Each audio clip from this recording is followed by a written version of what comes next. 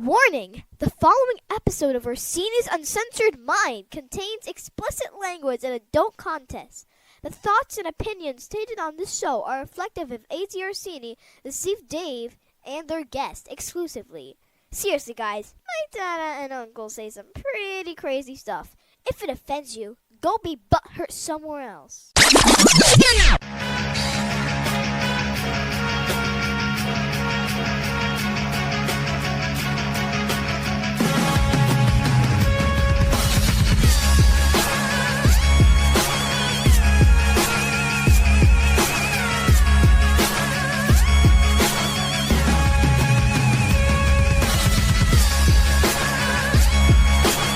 Welcome to Orsini's Uncensored Minds, and now your host, AJ Orsini with Dave.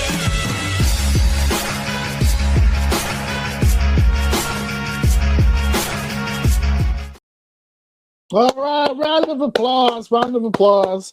Don't dislocate your shoulder. Pat yourself on the goddamn back. 338 episodes officially as of right now. It's your boy AJ Orsini once again rolling with my brother from exactly the same exact mother, Steve Dave here with Orsini's Uncensored Mind, and I feel it was appropriate to break this out today. My winner's shirt from Squid Games when I won. I won the Squid Games because I am a winner in life, and I want to project that in my work. You see, that's what we're doing here. Have you guys ever won Squid Game? The answer was no. You've never won Squid Game before, but your boy has won the Squid Game before. He's also won the Bingo Loco extravaganza in Philadelphia. So winners win, man. Winners win. You're not even when you're trying. I think the best winning happens when you just let nature take its course. You let it happen is all that I'm saying.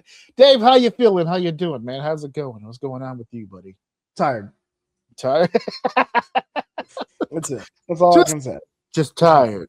Oh, man. As long as things are happening, I'm awake. The moment shit turns off, I go to sleep. So he's like a shark. That's it, man. The moment, I gotta. If I want to do something, I gotta do it standing up. Because if I sit down, it's a wrap. It's what was that? Which movie was that? It was like Sharks. They only bite when you touch the private parts. I think that was what shit you watching? 50 First Dates. It was Rob Schneider. There you go. Oh, fair enough. He's like Sharks. Like some shit. That's like some shit Rob Schneider would say. Yeah, there you go. Oh, this has been a long week. Do I look any browner? Do I look any tanner? Because if you look at my faced chest, I'm darker in the face. But well, you went to the motherland, so you do look a little bit more Hispanic. I've never been this dark in January before. Usually I'm stuck in the frigid cold temperatures. But I went to Puerto Rico this week, or as I referred to it while I was there, the Bad Bitch Factory. This is where all bad bitches are made and processed and going through quality insurance before being shipped off to the mainland here in the United States. I got an opportunity to travel around. As a matter of fact, that is just some of the stuff that we'll be talking about on the show. By God in all heaven, what are we talking about on the show today? Hey, what's going to be on the show today? On the show is going to be, of course, a story. I'm going to share some stories with all of you about my first trip to Puerto Rico. Puerto Rico. Okay, and I know that I'm saying it weird, but that's okay. That's on purpose. I went to the island. All right, all the hubbub, all the hype, all the bluster, and your boy was there, and he's back to give this island the proper rating that it deserves. I'm going to give you the honest feedback, folks. No biases. So Puerto Rico review. It's a review of the island. Not sponsored. You're not sponsored. No, so this is authentic. You're pulling no punches here. No punches at all whatsoever. We're going to get real here today about the island of Puerto Rico. I've heard so much. I have been there. And now we're here to talk about it. We're also talking about, let me see if I can put cap in hand. Hold on. I'll put cap in hand here. The death of the PS4. It is here, and I know just by that facial reaction, we're here for it's a solemn day. Spoiler alert. Don't be broke. Stop fucking being broke. And the brokies around the country are solemn today. Jesus. We're here to talk about it just a little bit. Sony has made the decision to shut down servers to let this dying entity go. They've pulled the plug. What that means, what's going down, we're going to break it all down. We're also going to continue our series of my top 20 favorite non-Royal Rumble matches. I sent these videos to Dave days in advance, so we're all on the same page. In fact, I actually watched them again because I hadn't seen. I got the hint. Okay, yeah. I got the fucking nudge. All right. Hey, I said this. No, what was it? You said this shit on like Sunday. I'm sending this like mad early. No. You were that obvious. You were like, I'm doing the recap now. I'm like, early as hell. And then when you said, was like, I sent it to you mad early. And then right, I get it. No excuses. I get it. I actually watched them back because I remember loving them. I remember when I saw them, but to be honest, some of them on there I hadn't seen in a while. No spoilers. We'll get to that in our later segment. But of course, our main event has to be given to the man. A man that we sat here and defended for a while now. He was the COVID champion, and that's the stigma that's been on him for so long. And the stink is finally off. Once again, WWE champion. I refuse to acknowledge its undisputed claim. It's not undisputed. He is, in fact, the WWE champion, Drew McIntyre. That went down this past Friday on SmackDown. What does that mean for Drew McIntyre? But more importantly, this is why it's the main event. What in the fuck does this mean for WrestleMania? Because this is a goddamn monkey wrench in every plan that I have heard about when it comes to WrestleMania. This was not on the bingo card for WrestleMania. What does it mean? We're going to talk all about that in this edition. Morrissey's Uncensored Mind. Buckle up. Let's get ready to go. If it's time to start the show, let's begin with segment 1. Let's start off with my little trip, okay? And this trip begins at the airport because normally when we record these episodes, we record the episode, we have our conversation, and while it's rendering and while I'm putting everything together, eventually I have to come up with a title for the episode. And I gotta say, I have had to come up with 337 title names.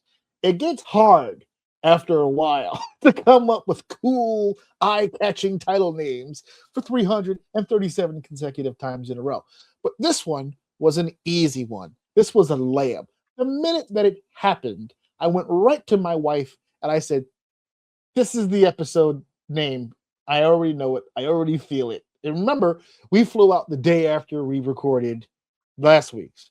So we recorded it on Tuesday, released on Wednesday. I actually set it to share out and everything while we were in the airport. I actually did some of the scheduling on the plane as well, because there's no rest for the weary, my friend. You always got to be on the ball. So when this situation happened to me, I thought for sure this was going to be the name of the episode. And the name of the episode is going to be, now that's the ticket. That is the name of the episode. We're doing a Dave Chappelle. I pulled the punchline out of the goddamn fishbowl. Allow me to explain, okay? My wife has this thing where she's anxious about fucking everything. Everything makes her anxious. But nothing makes this woman more anxious than air travel. She does not want to miss this goddamn flight. It is the end of the goddamn world if we miss this flight. So that means we have to have space and time between flight time, boarding time, TSA time, the whole fucking shebang. And thankfully, we've never missed a flight. We've never come close to missing a flight. Sometimes we get through TSA extra quick and we got 2 hours to kill. Luckily for this trip, I think the longest wait time we had was 45 minutes, which I can deal with. We got to the airport super fucking early because it was like a 10 a.m. flight, but we're there early. And I didn't even have time to do my morning routine. Okay. I didn't have my pure kick. I didn't get to use the restroom. There was a shower, there was a dress, and there was a go. So, needless to say, I went through TSA with a full belly of yesterday's activities. I needed to go to the restroom in the worst goddamn possible way.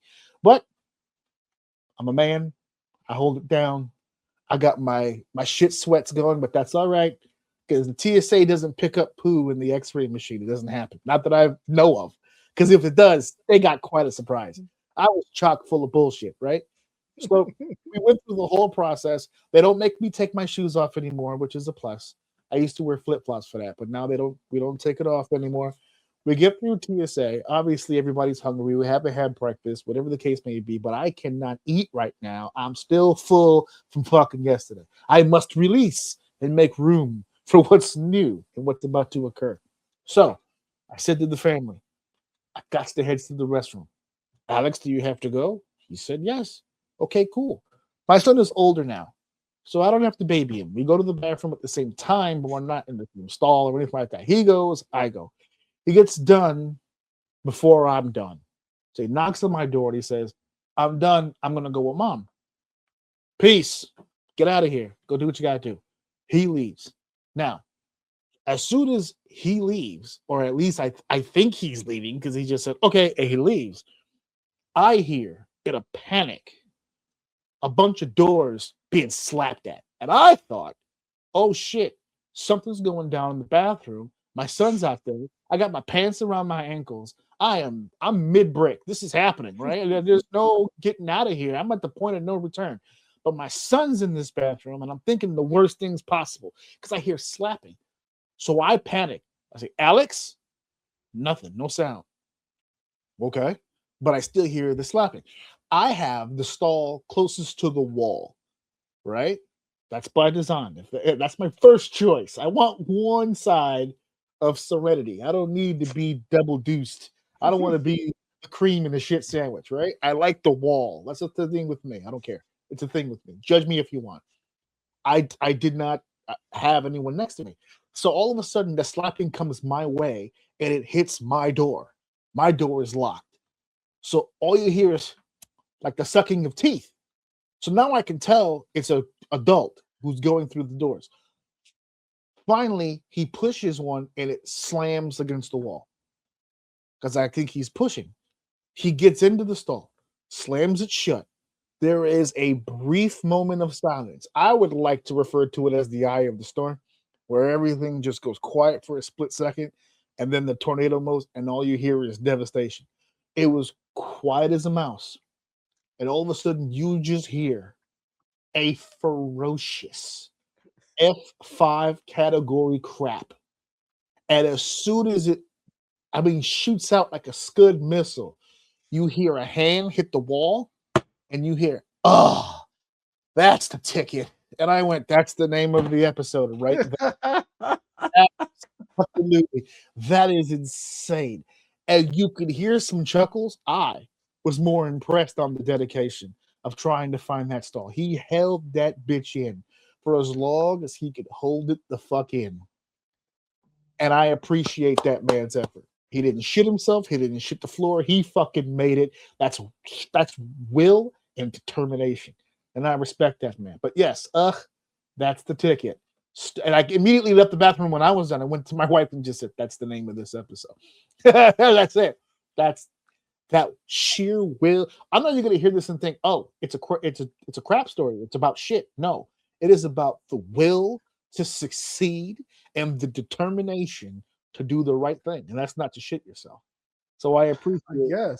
I thought this story was going somewhere completely different. So I appreciate this man's effort.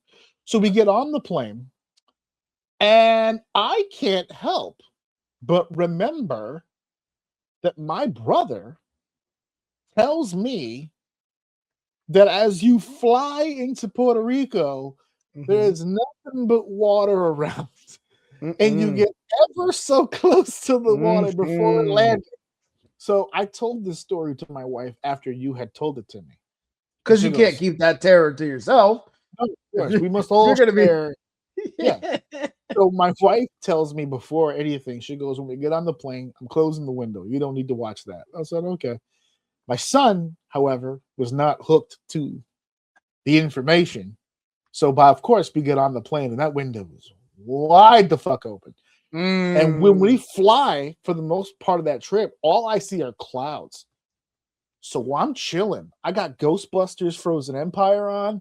I'm not bothering nobody. I have time for a second movie. I throw on some Karate Kid Legends, by the way, not a terrible film. So I'm watching, and we're getting toward the end of Karate Kid, and we get that announcement. We're preparing for descent. Now, the last time I looked out the window, all I saw were clouds. Now we're preparing for descent. I look to my right, and it's ocean. As far as the eye can fucking see, it's just water.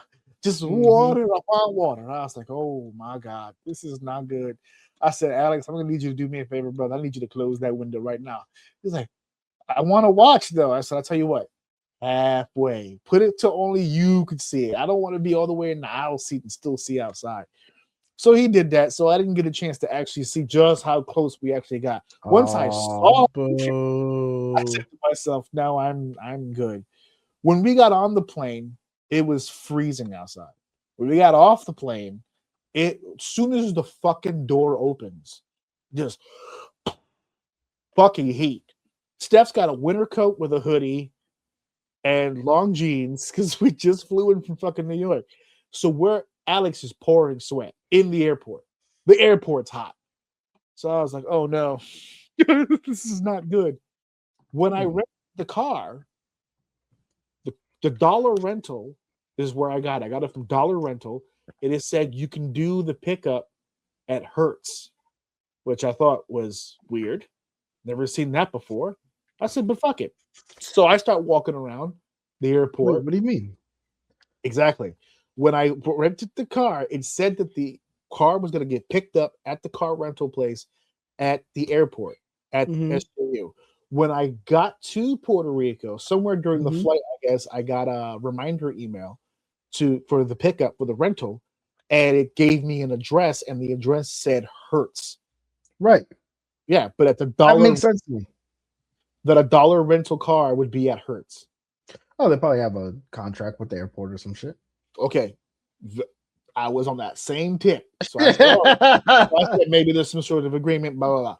I get to the Hertz. It was like a lot of zigzagging or whatever. We get to the Hertz, and the lady tells me, yeah, we forgot to update the address.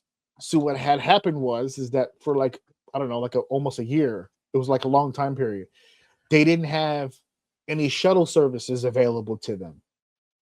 And Dollar is off site. It's like a few minutes away from the airport. You have to take a shuttle to it. For a while, we were taking all of their customers because we didn't have shuttle, but the shuttles are working now, and the shuttle's right over there. So that's where you're headed. You got to go to the shuttle. So I said, okay. Now, mind you, we're sweating our balls off. It's hot. We get to the shuttle. The shuttle is not like a bus or anything like that, because that's what we're used to. When we went to San Diego, it was a shuttle. It's a few trips where we had to take a shuttle to the car rental place, but they're buses. This is not a bus. This is like a 10-person, I want to say, like van, like just a shuttle van, and you hop and they drive you like around the thing. Out of the van to go to the car rental place, and as soon as I get off of the van, chickens, Everywhere. just chickens. Yeah. There's chickens all over the place. There's little chickens, and then there's big chickens, and then there's just chickens everywhere. Alex Did you say, look at all these chickens? all Like these the meme? bitches chickens. No, So you gotta do the meme. Every time you see chickens or anything related, you gotta say that, or you're not really taking advantage of the situation. So I came off that plane completely prepared, and this is the main crux of this story. I came off that plane completely prepared to be immersed in the Spanish language. I said to myself, this is going to be a tough few days because I don't know the language that well. My wife is fluent, but I'm not. So this is going to, and everything's in my name. So I'm going to have to deal with everybody. So this is a little bit of a situation. When I got off the airport, everyone was talking Spanish. The shuttle van driver spoke Spanish. I was like, oh, this is going to be tough. The dollar person didn't know English, but they had someone there who did. So they helped translate. Okay, fine. I got to the dollar rental place, and the person at the counter, I'm not joking, full on black guy.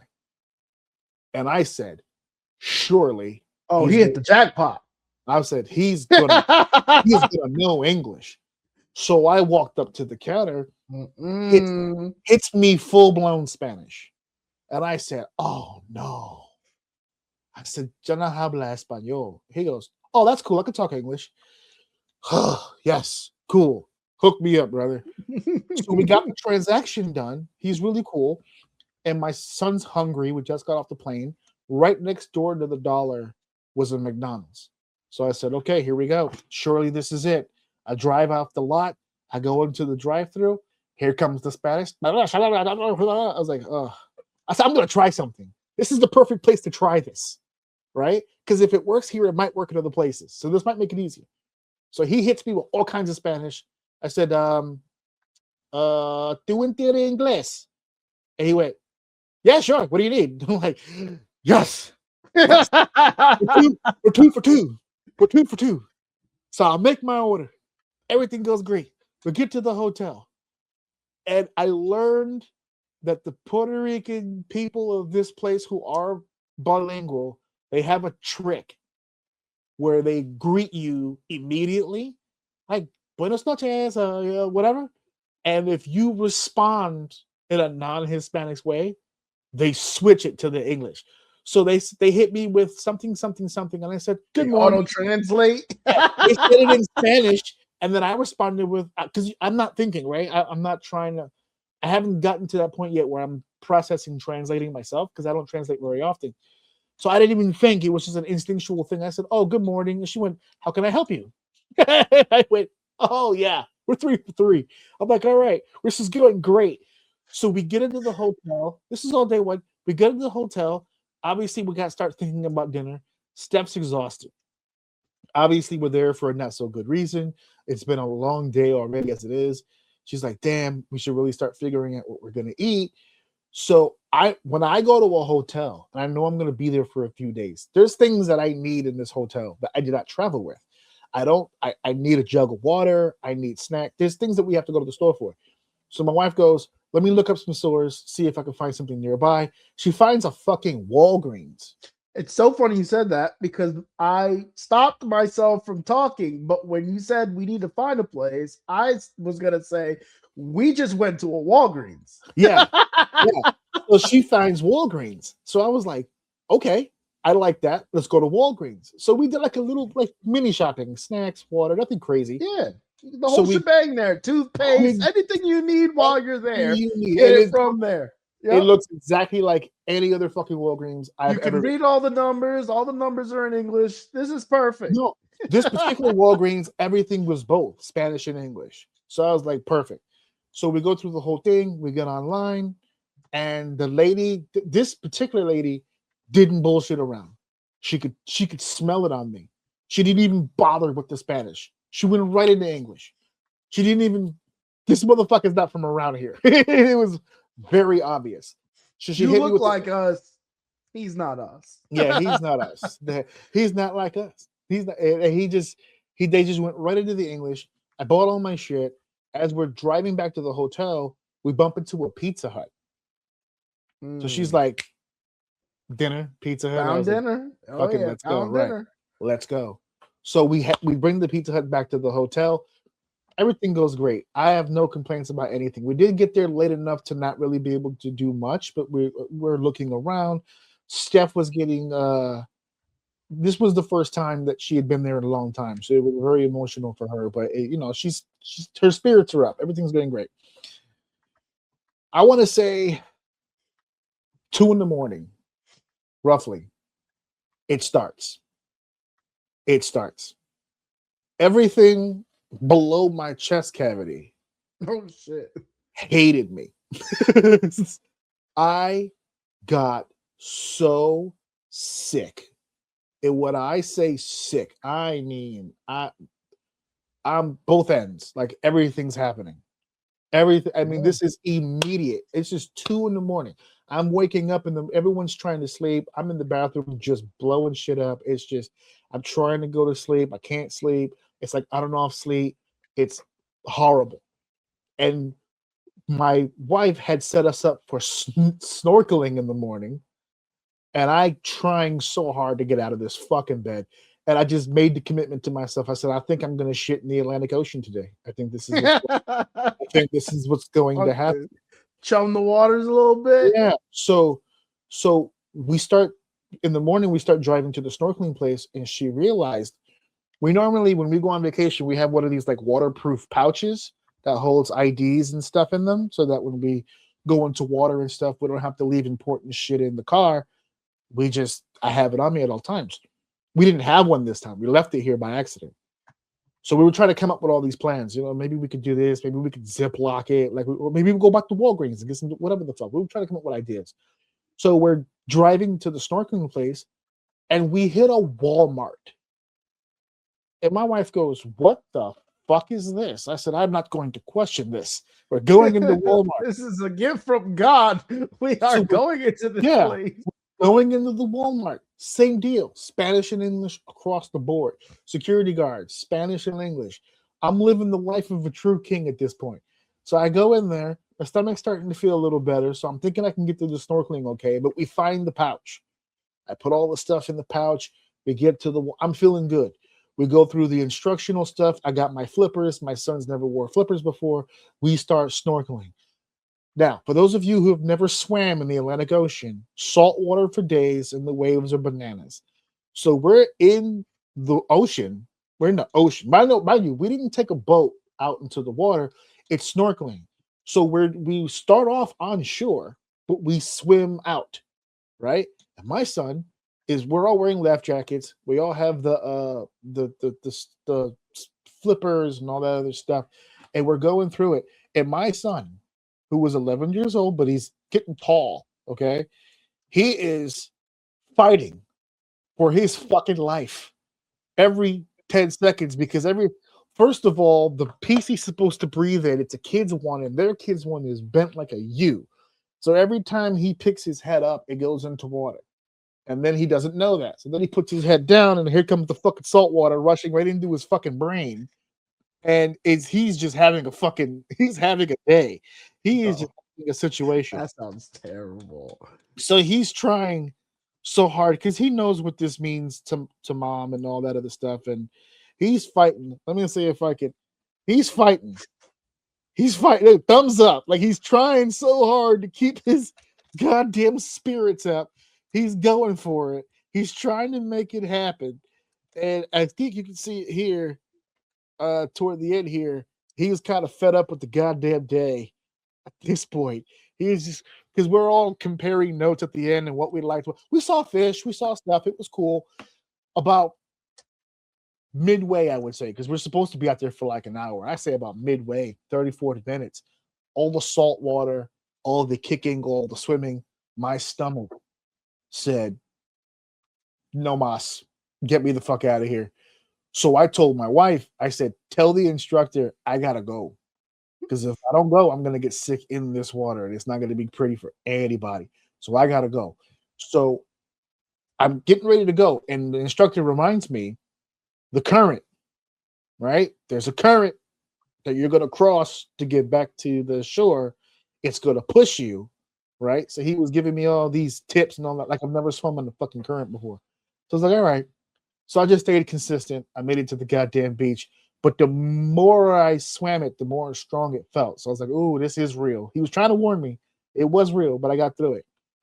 As I get to the beach, I look behind me, and all of a sudden, I see Steph and Alex coming in the same direction that I did. They're also leaving. So I said, "Oh, shit, I wish they would have left with me. This would be easier." So now I'm watching Alex and Steph swim forward, but to the left, like this. that current that I struggled through is now pushing them down the beach like that. So I'm like walking the beach trying to meet them halfway. It's a whole ordeal, but I'm sick. This is happening again. So we're trying to get through the day.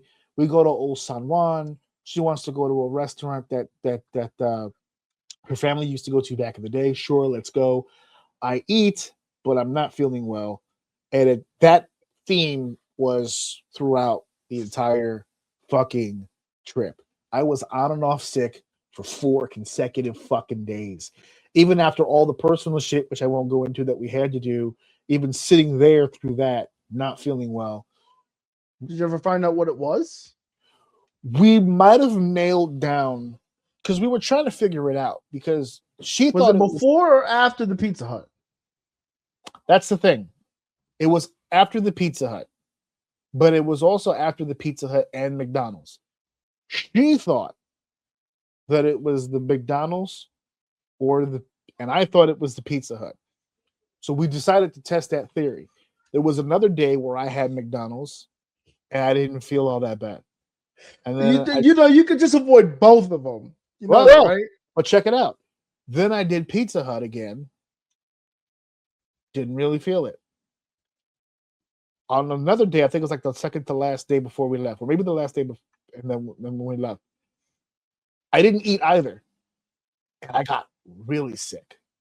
Almost worse than the first time. So this is before we got on the plane to come back. And my wife put it together. I think I know what's making you sick.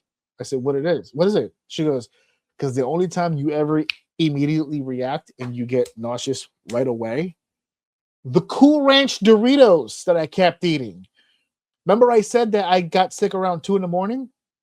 I had the McDonald's somewhere 2 or 3 in the afternoon. I had the Pizza Hut like around 8 or 9. But we drank that night, and I ended my night with a bag of Doritos. About an hour after I ate Doritos, I got sick. The second time I had the Doritos, I got sick. Was it the same Doritos? Cool Ranch Doritos. No, was it the same bag, though? No. 3 completely different goddamn bags. But every time sick, every single one? Every single time I had a bag, within 15 to 20 minutes, I was nauseous again. Oh, and it's a terrible chip, so you shouldn't be eating it anyway. The third time that I had it, this is going to sound stupid because I didn't put it together until the third time. Third time I had it was on the plane coming back. Because I bought it in the airport. And I got sick on the plane. Which is hilarious.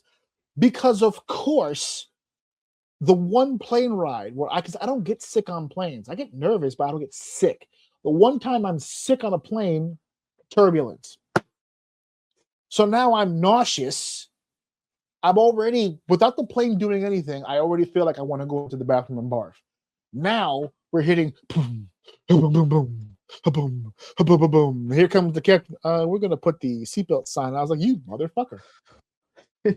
This is the time it's going to happen? Jesus Christ. So as far as the ratings go, this island is fucking beautiful. But this island is very much, what was the comparison we made it to? It's like Atlantic City or Las Vegas. If you stay on the strip, you're straight. Soon as you veer from the strip, it just gets weird. And that to me was Puerto Rico. San Juan, Catalina, Guanabo to an extent, Bayamon, that little general cluster of area. We only really went outside of that a few times. But once you do, it is a wild area to be in. Because there's people just laying in 90-degree heat, half naked, just staring at you.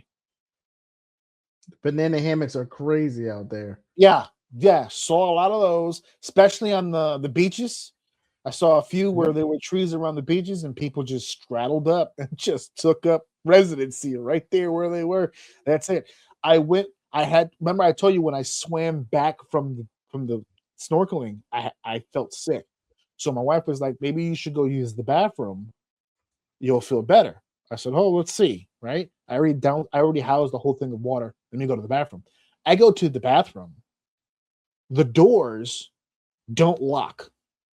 There's no actual mechanism to lock. But if you bring the door like metal to metal, it like clicks. It makes like a sound. So it's not going to drift, but if someone was to push the door, it will fucking open. Yeah. So I was like, That's crazy. I'm gonna shit with 1 foot up. I'll just keep the door, this whatever. And I'm not paying attention. I'm going to the bathroom, and then I don't know what possessed me, but I looked up. And when I look up, the light fixture above right above me on the toilet is what I could only refer to as like a cemetery of the biggest, nastiest looking fucking insects I've ever seen in my entire life. And what drove me insane is I didn't notice this until I was taking my dump. And they're not all dead. So I was like, I need to get out of here right now. Because if that falls on me, I will have to tear my skin off and buy new skin. I will not be able to live like this anymore. So there are some pros and there are some cons. And I actually ran into more English-speaking people on this trip than I ever thought I would ever encounter. We met so many English-speaking people, Steph was surprised, because we also drove by, we saw a sign, no lie, that said Chili's, like the restaurant, Chili's. Mm-hmm. There was a Chili's there. So we said, hey, let's go eat at Chili's. But the Chili's was inside of a mall she had never fucking seen before. She was like, what is this? I said, we should go inside. Let's check it out. And we went inside, and they had Longhorn Steakhouse. They had a Gap. They had a jewelry shop. They had Chili's and ice cream. And they had a fucking Sizzler, which... Sizzler? I haven't even seen those here. Because they're out of business here. Like, somebody better call corporate, let them know they forgot one. There's one still down there. I was like, there were so many places. And everybody in every single store and every single nook and cranny of that place spoke English. All of them. And they all do the same thing. In that mall, whenever they greeted you both. Buenas noches. How are you doing? Both times. So I was just like, dude, this is fucking crazy. The fact that she was stunned. She goes, I didn't realize there were this many Spanish-speaking people here. I mean, English-speaking people here. Now, granted, some of them spoke like you would assume, like someone who just learned it. Sure. But people down there that their English was better than their Spanish. It was insane. I was like, this is cool. I like this. This is awesome. At least in the business areas. You gotta, the tourists are bringing in the money. You gotta be able to talk to them. That's what she said. She said if you start veering south or west, the English will be less. It will sure go down. You see, I forgot to put the banner up again. Yeah, last time we were out there, it was a group of us, and we were in an Airbnb, so we were in the thick of it. That's another problem that I had, because when we first looked for a hotel, it looked like that entire island was split two ways. It was either, because we found apartments, we found studios, we found houses on Orbitz and on Priceline, like stuff that you would find on an Airbnb were on official hotel sites. Right. And I thought that was weird. I'd never seen that before. And the price difference was a jump. So, like, if you really wanted to save money, the apartments was the way to go. If you wanted to, like, I could have gotten somebody's apartment for 4 days and only spent $200 or $300. I'm not doing that dolo though. I'm not doing that with my family. I'm not doing that. Yeah, me neither. But I was looking at the prices. Like, you could do 4 days, 5 days in Puerto Rico, spend maybe $200 or $300 easy on the apartment situation, and then there's like a jump from like $200 or $300 to like starter numbers of like $800 or $900 for a hotel. Yep. And it just only reason why I did Airbnb is because there was 6 of us and 3 of them were ex-military. 2 of them active at the moment, and 1 of them ex-military. So I was like, I'll be good. That'd be the wrong idea to break into this house, so I'm safe. But if it was just me without those 3, Yeah, the other three of us would have been in a hotel. Yeah, that ain't happening. You ain't Yeah. rolling up on me, bro. No, we're doing the hotel deal. And just to wrap this up, we were in our hotel, I think for 2 days before we ever heard a coqui. We didn't hear any. And my wife was completely stunned. She was just like, we hear them all the time. I said, maybe it's just the area that we're in. We were right off the beach. We were right off the beach, and my son fell in love with the hotel cats. The hotel had like 3 cats that just sit outside. It's the same 3. They feed it and they water it and everything, but they just roam around the streets, and it's the same 3. He called them Cheeto, Salt, and I forgot who the third one was. He gave them names. Sphinx. He gave them names. He took a picture with them. He took a picture with the cats. And I thought maybe that's why we didn't have, because I was also told that there's always a bunch of little lizards running around. Didn't see one. Didn't see one. I thought maybe the cats. The last day before we left, I saw my first iguana. A big fucker. Them but motherfuckers are big.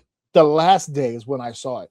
And the second to last day, we got the coqui, and it was so close to the hotel. My son was like, Can we go see if we could see it? Like, I just want to see it. So Steph was like, okay, let's go see it. They went downstairs and they tried. They put their flashlights there. It was like right there. You could hear him. He's in the bush. You just really couldn't see him. So that's when he gave up. He was like, all right, fuck it. I'm not gonna sit here and waste my goddamn evening on this. Yeah. So I got sick, which led the positive to being sick. I didn't leave the bed a whole lot, which means I got to sit through HBO putting on a John Wick marathon where they played like all 4 in a row.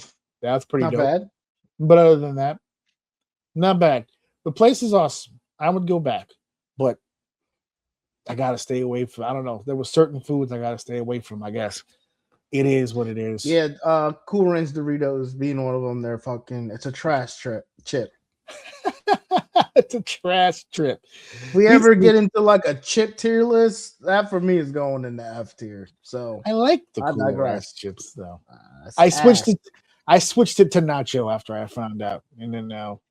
And wasn't life better? It wasn't like nacho cheese. I'm actually on spicy recently. I've added spicy into the repertoire. That's new for me. I'm only doing spicy. Just don't get barbecue tangy. Yes, I remember you saying that one. That's you got to be in the mood for that one. Yeah, no, I'm good. I don't want my chips to taste like Pringles. Ooh, that's my Doritos. Sorry, let me be more specific. My Doritos that taste like Pringles. My Doritos. All right, guys, we're off to, I don't know, something that makes him unhappy, I guess. Let's talk about the next one. Let's keep this show going. It's time for segment 2. The death of the PS4. There was an announcement made by Sony. Talk me through this, because I kind of compared this to like cell phones. Whenever Apple puts out the new phone, and then people go, I don't need the new phone. My phone works just fine. And they go, yeah, right. And then they push a button, and all of a sudden your phone that was working just fine before this new phone came out, now all of a sudden is slower than dick. And I guess what? Now you got to come get that new phone. Is that similar to what this is? What does that mean that they're shutting down PS4? Not necessarily. So the issue with this one specifically, from my understanding, because I looked into it a little bit, because there were a couple things in my head that I was thinking why people are actually talking about this. To me, this is just a cycle of life, right?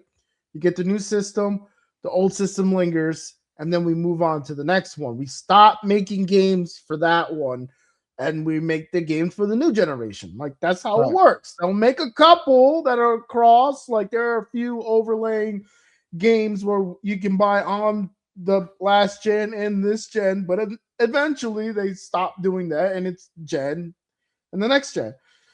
Which is important to bring out, because this is not the first time, obviously, based on what you just said, this is not the first time this has happened. the way it works. Yeah. For everything. The phones being a good example. They got sued for that, by the way. But yeah, like don't do that. But yes, it's just what happens when. And to me, it makes sense. Like if you have a new system, you want to drive people to that system. Right. But the problem is we're talking about the PS4. So we have to understand like what time frame that is. This is around the time frame where the industry are telling people you're no longer going to own games. This is around this time frame where we're going from you buy a game and you have the game to you buy the game and it's essentially a live service game for the most part. Like it can be updated. So I remember around this time very vaguely, and I looked it up a little bit, and I think I remembered it okay, where this is around the time where they were basically telling people when this system comes out, you're gonna need online for it. Basically, like you can have it, but in order to patch it and update it, you need to have internet access. So once you update it, you can play your one-player stuff. That's perfectly fine, but in order to do so, you need the internet to. That was the catch-22, because if I'm not mistaken, the PS4 had discs still. And at some point, they were getting away from discs. Now, I looked this up, and PS5 also has a disc slot, but they also have an option to not have the disc slot. And I feel like one was better than the other, but again, that got away from me. I didn't have time to research all of that, but this is just what I remember. So this is a big deal because a lot of the games, it's a big deal for those who are still using it, but a lot of those games, those services are ending. So you needed for your like character storage or your information, your data for your game and save states. I thought I saw something about like basically all the background information you need to support that game is going away. So I don't know. I tried to find it. I was searching it to see if I can find a little bit more like solid information, and I just kept getting a lot of vague stuff. So I guess the topic needs to develop a little bit more. Yeah, this is still new. If I'm not mistaken, you still will have your games in whatever state that they're in. But a lot of these, if you're referring to like online games that you still play, like if you play any of the Call of Duties, that's dead. Like if you're playing Call of Duty, a certain Call of Duty on PS4, from my understanding, those services are gone. So you're going, if you want to continue to play it, you have to upgrade your shit. And I feel like that's where a lot of the, I don't even want to say complaints. I don't know what you saw, but a lot of videos I watched were people explaining that. And the comments pretty much going like, well, that fucking sucks.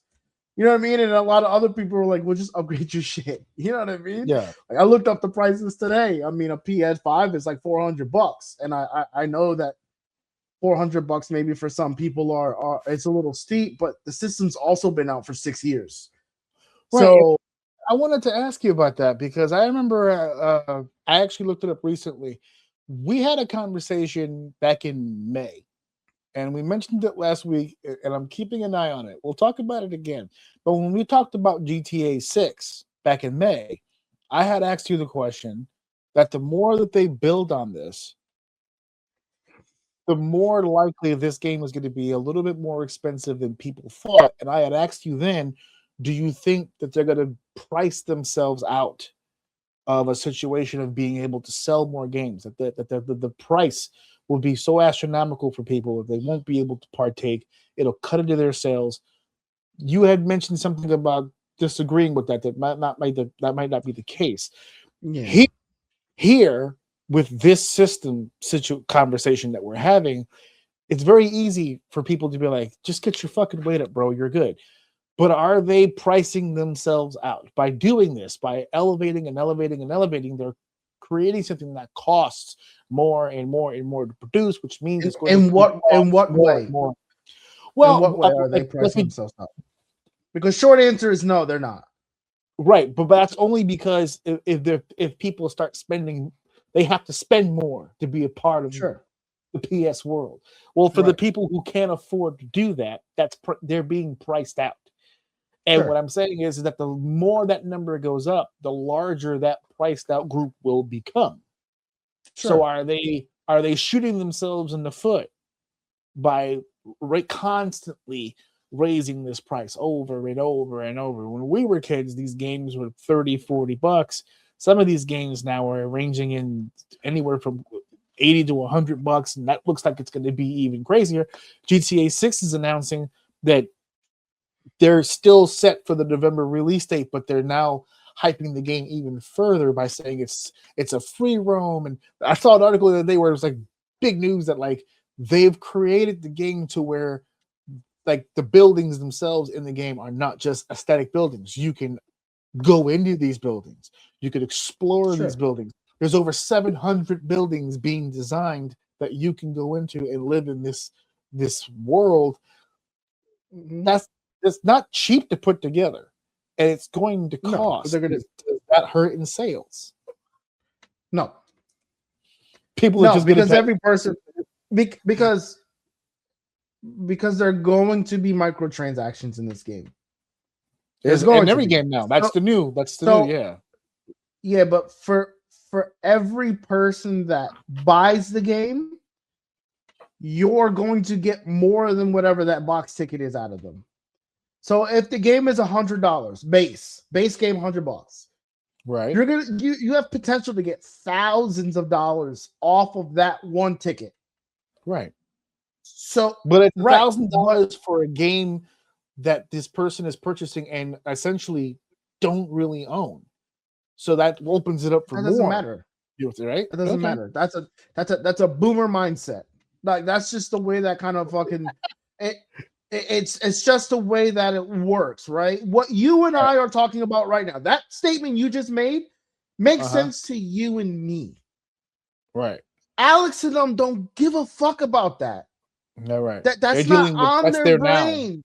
That's Yeah. their now. They don't give a fuck about what you're saying, what I'm saying. And most people, if they are him, can't get it because the parents can't afford to get it for them, which is gotta do what you gotta do, right? Don't get it. There's plenty of shit when I grew up I couldn't get because my parents couldn't afford it. It's no different than anyone else.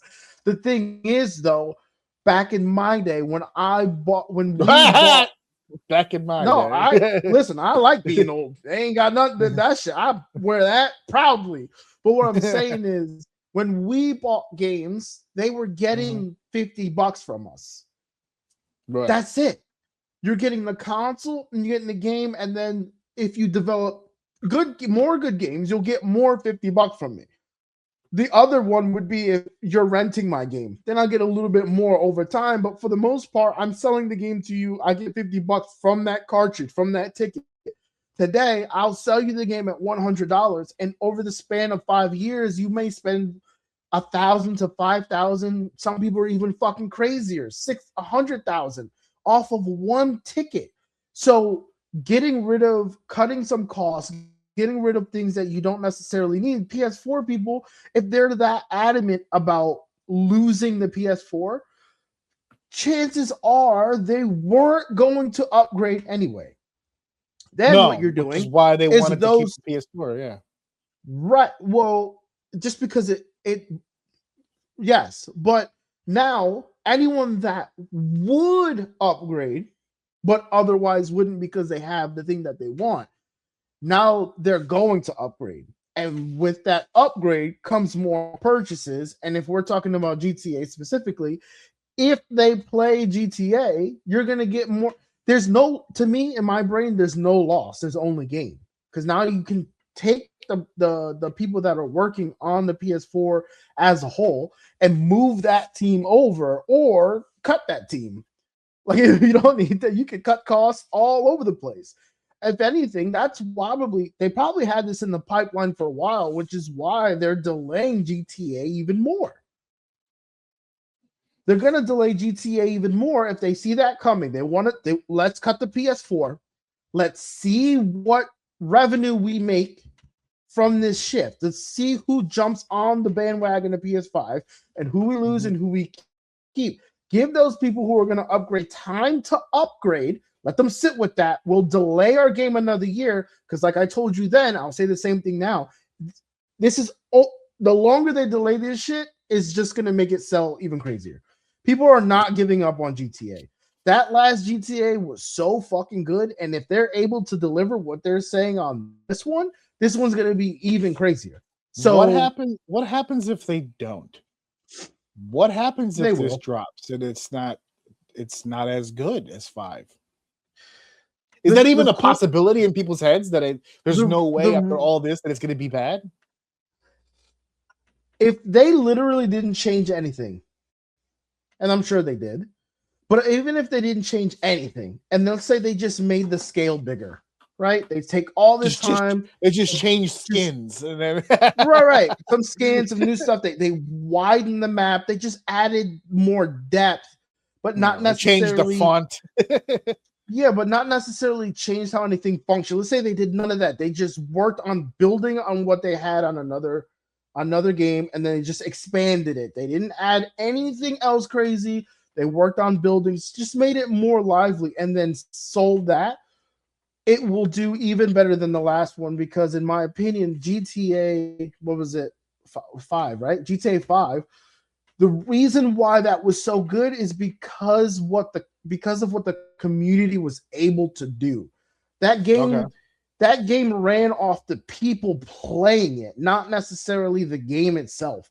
The tools that they were given to be able to make the fun that they did, like an actual sandbox. I know there was actual things you can do in the game. It wasn't fully sandbox, but the way they created that community, all you need to be able to do is move that over to 6 and give them some new toys to play with, and it's out of here.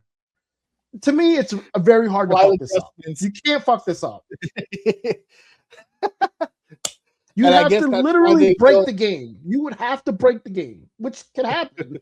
But you would imagine have everybody to pops in the break this disc game. and imagine they pop in the disc and San Andreas pops up. You're like, what the fuck? Disc. That's hilarious. Look at you, disc. What the fuck?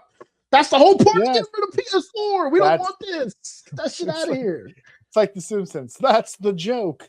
That's what I'm saying. No, but it's you know, the fact that as someone who is older and you've lived through almost all of the iterations and evolutions of these games, the fact that the microtransaction has become so normal or so normalized, where it's like you said earlier, in our day, we bought a console, we bought a game, we were good. Now you buy the console, now you buy the game, now you have to buy any additional packs that come with that game if you want the full version of the actual game, which for the record, nowadays there is no such thing as a full version to a game because there will always be DLC packages of some kind generated into the games. You have to now buy early, but yes. There's a cap. Some of these games have caps to how much you can actually. Well, I said not necessarily because it still kind of reigns true, but there is a trend right now where we are starting to get completion of games again. Okay. And they want to see that 100% on there. Yes, it's a little bit more explaining, which is one of the topics I want to bring, but I want to put my shit together.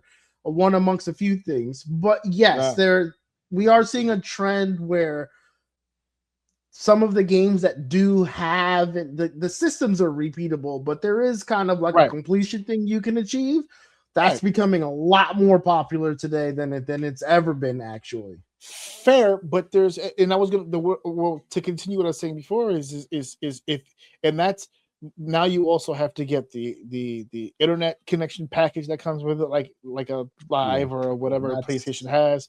You have to now, and they come in bundles. You can get a basic package, or you can get the ultimate package, and then you can. I just found out. You know what I just found out? And this is not tied to PS, but the last PS that I ever remember either owning or being a part of was 3. That's as far back as I go. After 3, around that time period, we had stumbled upon the Xbox at a friend's house. We purchased the Xbox. Again, I'm not a huge gamer, so it sits there for the most part. I fell in love with Left 4 Dead 2, which, by the way, in 2025, there's still people playing Left 4 Dead 2. Oh, yeah, for sure. 100%. Pop it on right now and you'll get a game. You will get a game. We'll get a game for sure. And so I haven't been with the PS in forever. I've had Xbox Live for years. It's been a it just reoccurs on my credit card once a year. Like I don't even look at it. I go to my Xbox, I sign in, and I'm good. Somewhere That's right. down the Flex on the line, brokies. Flex on the brokies sad that their shit's few- going away. They can't afford the upgrade. That's I right. I don't even fucking think about it. Discover I takes won't care even of that I transaction. won't I even ain't got nothing to think do with about it. that. I just keep scrolling. And somewhere along the line, when my son was born and he started playing more games, we expanded from the Xbox Live Basic, like Gold, whatever the fuck it was at the time, and we added the Game Pass. And with the Game Pass, it was at the time it was like fantastic value nowadays. well, here's the thing, it was like $9 or $10 at the time. It's obviously gone up since then, but I like $9 or $10. I didn't think much of it. I said, okay, fine, we'll get it because it gave my son access to a bunch of different games and he can play whatever he wants, and we're good, we're straight. And again, I don't think about it. I just but in my mind, Xbox Game Pass was always an optional feature to the Live. I had purchased them separate from each other, almost years apart from one another. At one point they were, yes. At one point they were. And here's my ignorance, because like I just said, I don't think about it. It just auto charges and I go about my life.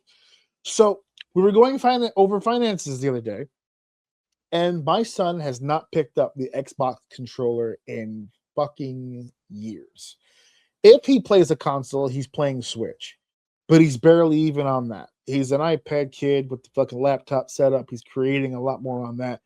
Gaming for him right now is kind of like what is like right now. Before we went on the air, when you were asking where Alex was, he's with his friends right now as we speak. He's got the fucking laptop on. He's got a setup, right? So PC gaming. He's essentially, he kind of is, yeah. So we were going over finances the other day, and my wife was like, "Do we even need the Game Pass anymore?" So I was like, he's never really on there. Fuck it, I'll cancel it. So I canceled the Game Pass, and then I went about my life. Well, I got drunk the other night and decided I want to play some Left 4 Dead.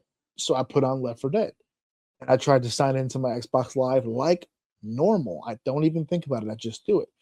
And it told me I don't have Xbox Live anymore. And I said, what the fuck happened? I didn't cancel my live, so what the fuck? So I went to settings and all that stuff. I ended up being sent to the website, and that's when I found out that the Game Pass and the Live are now one. And when I got rid of the Game Pass, I got rid of my Live account. And I went, what the fuck? Why the fuck is that together? So I'm like, what the shit is this? I mean, it's a better deal. I found this out while drunk, so I did not take it well. I ended up playing anyway, some single mode, but come on. I was trying to fuck and now I'm jerking off. This is crazy. I don't want to do this. It was a very frustrating night. So then my wife was like, I'll tell you what, when we sober up in the morning, we'll look it up and we'll see what we can do financially. We never looked at it again, so I'm not in a rush. But sure. That's part of my next question, which was I feel like these bundles and these situations change more rapidly than they used to. It always seems like they're coming up with the next better deal or the next better package. It's a flowing mechanism at this point. Because video games, when we were kids, video games was the kid thing. It was children play that. It is now billion, damn near $1 trillion industry. Because those kids grew up and got jobs and they're still playing video games. And they never stopped. Right, exactly. So and it's not got just a game going right here, by the way. Actually, what are you playing right now? It's on auto, but it's the same shit I played when I was at your house, Final Fantasy 11. Oh, okay. but that's my point. Not only did the gamers of that era from before grow up to become adults who still game, even for the kids that didn't, there were enough kids. There's a lot of kids who grew up in our era who know of games, had siblings that play games. They just weren't good enough to be gamers per se. that Or grew cared up enough. either way, but they grew up and became adults in a different way than the gamers did. The gamers love the video games because they're gamers. Those siblings, those cousins, those people who grew up in the gaming world but didn't partake, don't look at games as, ugh, it's the kid thing. They see money. They saw an opportunity. Those Yeah. business people, there's business Mhm. people right now as we speak who work in Sony, who work in Microsoft, who work in Nintendo, who might have grown up being, I don't know, 7th or 8th best in the class, who now run the fucking show, who now are a That part of, shows sometimes, unfortunately, but yes, you're actually yeah. absolutely right. So they bring in the individuals who did obsess, who did take every step in the game, who are those 100% complete artists, who are those, I Mhm. got to get everything. They look at that and they said, okay, I couldn't game well enough to be in that group, but I can make money off the group. Yeah. Yeah, for sure. I could push this issue. And I really feel like today's, like you said about Alex and his generation of people, we grew up with a console war. They don't know what consoles are. They have them, but they don't So that's see it. actually a good point. That's a Yeah. good point because Yeah. Alex is actually a really good threshold for that. Because they literally, you'll watch, if you look into some of this stuff, you'll notice them saying that the console wars are pretty much over. Like Steam is teaming up with Xbox, PlayStation is teaming up with Microsoft, so that shit's kind of over. Funny part is, back in my day, that wasn't a thing yet. It wasn't a thing yet, because I remember when we were talking about, I think it was a Nintendo thing we were watching, and no, it was about Blizzard. We were talking about Blizzard and how World of Warcraft Game Changer available now on right. YouTube. You can hear a They review. were talking about World of Warcraft, and they were talking about, I forget exactly how the topic came up, but I started going off about the fact that Final Fantasy 11 is usually ignored, not talked about very often in the MMO landscape. When you watch videos, very rarely will anybody talking about MMOs will bring up Final Fantasy 11. But Final 7 Fantasy is 11, usually the one that comes up. Yeah. Right, but we're talking about on like World of Warcraft, like online games. 11 is the online game. That one was cross compatible. It was PC, it was PlayStation, and it was Xbox. So as time went on, the division happened, and that generation didn't know what cross play was. It was like, you need to buy a PlayStation if you want to play with your friends. Now it's going back to the way it was when I was a kid, and now our kids, for now anyway, don't even know what the fuck the war is. You know what I mean? Like, they can have a PC, or their friend can be on PS2, or their friend can have a Switch or an Xbox and all play the same game together, no matter what system that they're on. So they're bringing all that stuff together. And this is part of it. When I take my son to classmates' birthday parties, we're in the same house and they're in the same room. They're not even looking at each other. They're all on their devices that are linked, and they're playing together, but they're all linked into different devices, all doing the thing. One's on a console. There's Alex, I think at one point was on his iPad playing Minecraft while they were on the Xbox, and this other person was like on their mom's phone or something like that, and they were just normal. That's a Tuesday when I was his age. Yeah, I can't tell you how many times I've been in my buddy's house and we're both facing opposite directions, looking at different walls, playing the same game. That's the best part, when you're playing the online game with your buddy in the same room. Oh, that shit's lit. Don't order chicken cheesesteaks. How do you feel about this comment? I saw somebody make this comment where they took a picture of their kids doing exactly what we just described, and it was their kids. So one's on a bunk bed, the other's on a desk. They're all spread out throughout the room. He called it LAN Party 2.0, where it's almost like the original LAN parties. Remember when they used to have like rows of computers and like the old LAN parties where they would all link up together? They'd be in the same room and they'd all hardwire in and they'd all be on their own PCs, but they'd all be playing Doom or whatever together. Sure, yep, like shooting. He said this feels like a LAN party. They're just wirelessly connected and they're all together still talking shit. They have their own device. Yeah. They're linked together. They're playing online, but they're in the same room together with, like you said, the pizza bagels and the goddamn Sprite and everything. Oh my God. And everywhere. My son, we had to have a conversation because my son does this. It annoys me to no end.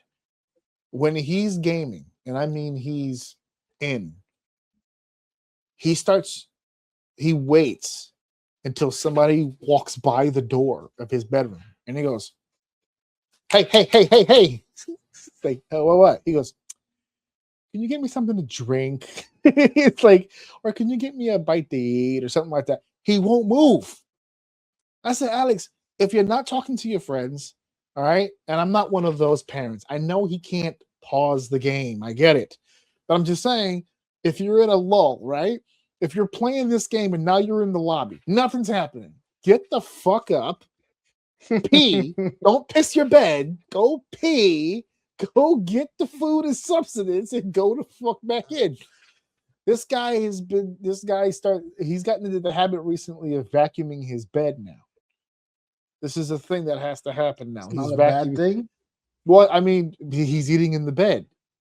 And she used to freak out about it. Now she's lost all control of it. Because it's turning into a teenager, dude. Yeah, I know. We've had that conversation a lot this past week because he's so tall and he went to Puerto Rico and he's around his family and they're like, Jesus Christ, he's tall. It's like, yes, I know. He's trying to get his ass kicked at this point. But anyway, this is going to be a fun fucking ride with this kid. Let me tell you something. So he plays with his friends and stuff like that. We spoke about it here on the show about the whole Roblox thing and the security and whatnot and all that stuff. And I'm happy about the fact that him and his friends are very conscious of that stuff because I just recently went to an indoor playground with him and a couple of his school buddies, a couple, not just one. And they were mixed, boy, girls, whatever, right? It was just a group of kids. We worked it out with the parents. We all got together. We said, okay, go run. And they ran for 45 minutes. And then they went, look, all this running around. One of the friends actually said out loud, because I think he said what everybody was thinking. He goes, could be playing Dandy's World right now. It's like we could be doing something else right now. Like this is like their mode. The degen is starting to slowly take over your body. And you can hear it from the room. We're talking 10, 11-year-old kids, and they're screaming at each other. I couldn't get there. I was in lag. I don't know what part of that aren't you getting? I'm lagging. Why are you lagging? I don't know why I'm lagging. I'm trying. Look, you know what? I'm not even gonna. Let me just restart the device. And then we'll come back. Just don't start another room until I get back. I'll restart it. This is 10-year-olds, and they're like, I can't. If you're not gonna play distraction, we can't complete this floor. You have to distract over there while I'm doing the task here. Don't distract near me, or this is 10-year-olds, and they're strategizing, man. And they're just, and I can hear there'll be like 3, 4, 5 of them all in the same group voice chat, and I hear them all screaming at each other like wild animals. Alex, you need to come in. I am over here. You are supposed to. And then when it's over, they're all talking like normal. But during the heat of the game, it's murder. I was so weird to hear you. It's so weird to hear you talk about it this way. Like, I know you're not saying it in like a negative way, but it's just so interesting. Like I feel like I was around that age when I was doing shit like that too. So, but when you were to a degree, but when you did it, it was new, right? There was no generation before you that did that. I mean, even when we broke it down when we did the Game Changer stuff and we were talking about all those, the Famicons and the Nintendo systems, and when we did the history of a lot of this stuff, you didn't have access. The arguing that happened over video games in those times happened in the room, right? It happened if you were in the room and you did player 1, player 2. I could see some arguments. When you had those computer games, when you were having the LAN parties, I understand that. We're living in a completely new world. These kids are just, they're all over this shit, and it's absolutely insane. So just really quickly, also, when it comes to the PlayStation, what was the last PlayStation that you had? Was it 3 or was it 2? Was the last one? I actually was talking to somebody about it today. It was 2. It was 2. Okay. It was 2. I played a lot of games before it, but PlayStation 2s with Final Fantasy X. I played a lot of PS1 games on 2. A lot of Maddens. I played a lot of PlayStation 2. I was a PlayStation guy in PlayStation 2. Then I got Final Fantasy 11 for PlayStation 2 with the hard drive in the back, and I stuck with that game till today. It's on right now. So, yeah. But that took me to PC and never looked back. So there it is. That's what I was going to ask what happened after that. Yeah, I was on PC. I think PS3 may have came out at the time, but again, same situation, right? Like you could still do things on the PS2, but my advantage was I wasn't getting new games. I was playing this one. And then the Xbox that came out, that was really nice. My buddy he upgraded from the PlayStation 2 to the Xbox and was playing this game on the Xbox. I had an infatuation with PC, so all the while I was trying to piece together PCs from parts and friends and stuff like that. And at one point, I was able to put one together. Actually, I think that was the first time I attempted and I failed. But I eventually was able to put together a PC and started playing on that and never went back to console after that. And I highly advise everyone else to do the same thing. Do the same. Real quick before I move on to the next topic, aside from the ones that you've mentioned so far, which is obviously the Final Fantasy 11, which is obviously you're tremendously big on, what are some of your fond PlayStation memories that you had when you still had the console? Like, what were some PlayStation 2 games that you still remember to this day that just like 2 specifically, or just PlayStation in general? Well, either one. Because I only say 2 classics. Because I only say 2 as a point of reference because that was the last one you owned. So if you have others that you come to mind that you were a fan, I mean, PlayStation in general, man. You sent me a picture. Oh man, I love that game. Actually, you know what? I just got an idea. Anyway, sidebar. I'll move past it. The Tetris game, that was a huge part. I fucking love that Tetris game. Tetris Plus, I think it was. The one with the little guy Plus was fucking amazing. Any sports game, I played any and all sports game I can find. Like all of those games. Crash Bandicoot was huge. I'm not a gamer, but I do have 2 from PlayStation. It always pops in my head. Whenever I see that gray box, it always pops into my head. Resident Evil, because that was one of the first ones. That's one of the first like kind of shooter games that I played as long as I could, I guess, before I got frustrated. Twisted Metal. Metal's another big huge one. For me. So big that for me that even the show I thank the good Lord above that he blessed me with Twisted Metal all those years ago, because when the show dropped, I knew everybody. I knew all the characters. And I loved the story for the show, but the game itself just being an all-out rock'em sock'em, just blow shit up kind of thing, and being able to cheese that Spectre and just let those homies hit your bitch ass without you even seeing where I'm at, or Warthog splitting you with those goddamn red, white, and blue missiles. That game was fantastic because depending on who you were playing, literally was the difficulty of the game. If you had Sweet Tooth, you're probably crushing people. If you're playing as Grasshopper, you're gonna have a tough fucking time because your special beats you the fuck up. Like that was amazing. It was so good, so good. Tomb Raider was another huge one for me.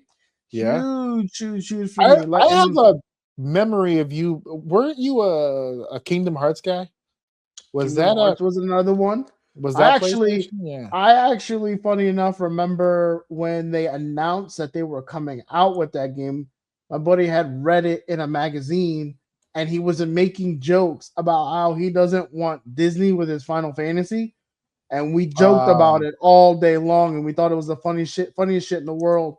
And then the game finally came out, and it was a fucking banger, dude. That game was so fucking good, so good, especially for that time. And there were so many good games for it, but I don't know. PC outscales console, and with everything becoming cross compatible. Mhm. And this is another conversation I want to have. I need to do more research on it because I'm actually getting frustrated a little bit on the topic because I keep hearing shit. But that Steam PC / console is I don't know, man. I really think because The one we talked about before, that handheld Xbox thing.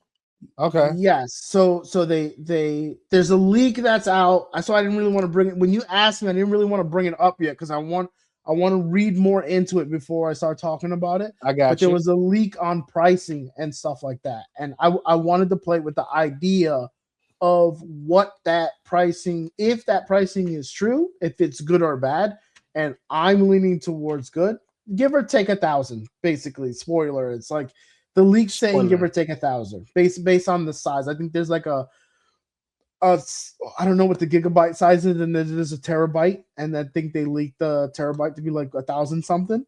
But yeah, so basically, I think with all these gaps being bridged, yeah, we're in for a pretty big shakeup when it comes to like gaming in general, and I'm very interested to see like where it goes. But this is the start of it. The PS4, we have no use for it, especially with the collaborations we're doing now. Everyone needs to be on the same page as far as hardware goes. So this is just a smart next step. That's it. That's it. All right, guys, we're going to take a quick commercial break. We'll be back with the wrestling portion of the show. Hello, boys and girls out there. My name is AJ Orsini, and usually I'm rolling with my right-hand man, my brother from exactly the same exact mother, the Steve Dave. And we are the hosts of Orsini's Uncensored Mind. Predominantly, we're a pro wrestling podcast, of course, but we tackle all number of subjects on our show. We do it with laughs, we do it with class, and we do it conversationally, baby. We have a great conversation with our fan base, of course, you folks out there in the House of O. And now is an opportunity for you to jump on board and be a team member. How do you do that? Very simple. Email ajorsini96host@gmail.com to find out sponsorship opportunities that all of you qualify for, whether you're a business or an individual. If you want to find a way to support the show, once again, email ajorsini96host@gmail.com. What kind of sponsorship opportunities are we talking about? I mean, we range from anywhere from $1, $5 to $10. What do those numbers buy you? Email the address, ajorsini96host@gmail.com. We'll have the conversation. It's an easy peasy system, and you'll be able to get your word out. Whatever it is you need said, whatever it is you need done over the airwaves of Orsini's Uncensored Mind. Let's not just be fan and host, folks. Let's be partners. Head over to the email and I'll email now about sponsorship. Segment 3 is here, and I can't wait. I think that's your personal favorite one, to be honest with you here. She can't. She can't wait. We are here to talk about my top 20 favorite non-Royal Rumble matches. I absolutely love the idea of doing this shit again because it takes me back. It takes me down memory goddamn lane. Every single time that I do one of these things, a little piece of me grows a little fonder, and I start having way more fun on the show. And now I have decided to bring it back for the Royal Rumble. As a reminder, by the way, folks, this is Royal Rumble, because we did this last week, and I didn't talk about it last week because it wasn't really a thing, but we're getting closer to this year's Royal Rumble, so it's coming up again. So let's talk about it for just a second. Yes, this year's Royal Rumble will be in Saudi Arabia. I saw so many people recently. I'm not watching. Don't watch it. That's okay. It's fine. That's fine. We're gonna be all right. Don't watch it. We'll watch it. Yeah. And then come here for the recap. I'm not in Saudi, so you can watch this. You guys don't have to watch it. It's okay.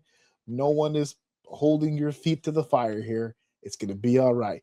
For the people sitting next to the people that said, I'm not watching it, and are online with the whole I'm canceling my subscriptions. Also fine. Go for it. Knock yourself out. Valid. It's all right. I support you in your cause. Hey, if there's anything I enjoy about a human being is a man or a woman who stands on their goddamn principles. So go for it. Knock yourself out. We're watching the fucking thing. As a matter of fact, shocking turn of events. My wife, who I have been with for 23 years, has a sister. Her name is Brianna. She is she is now engaged to her boyfriend, soon to be married. She's been with this boyfriend for several fucking years. All right. This isn't a new relationship. Time has been put in, right? Time to take the next step and jump over the goddamn broom. And I just found out 2 days ago when Brianna calls the house, says, what are you guys doing such and such time? Oh, we're going to be home because we're watching the Royal Rumble. Yeah, I was going to ask about that because her fiance now, Josh, loves WWE. And I told him that Anthony liked WWE and he wants to watch the Royal Rumble at your house too because we have parties for this stuff. We have get-togethers. And he goes, yeah, he wants to watch the Royal Rumble with you guys. I'm like, he wants to watch the Royal Rumble. He likes wrestling. He loves wrestling. His last birthday I threw for him, it was a WWE themed birthday or whatever. I was like, what is he, 7? But oh, hold on, I got pictures of something. Why?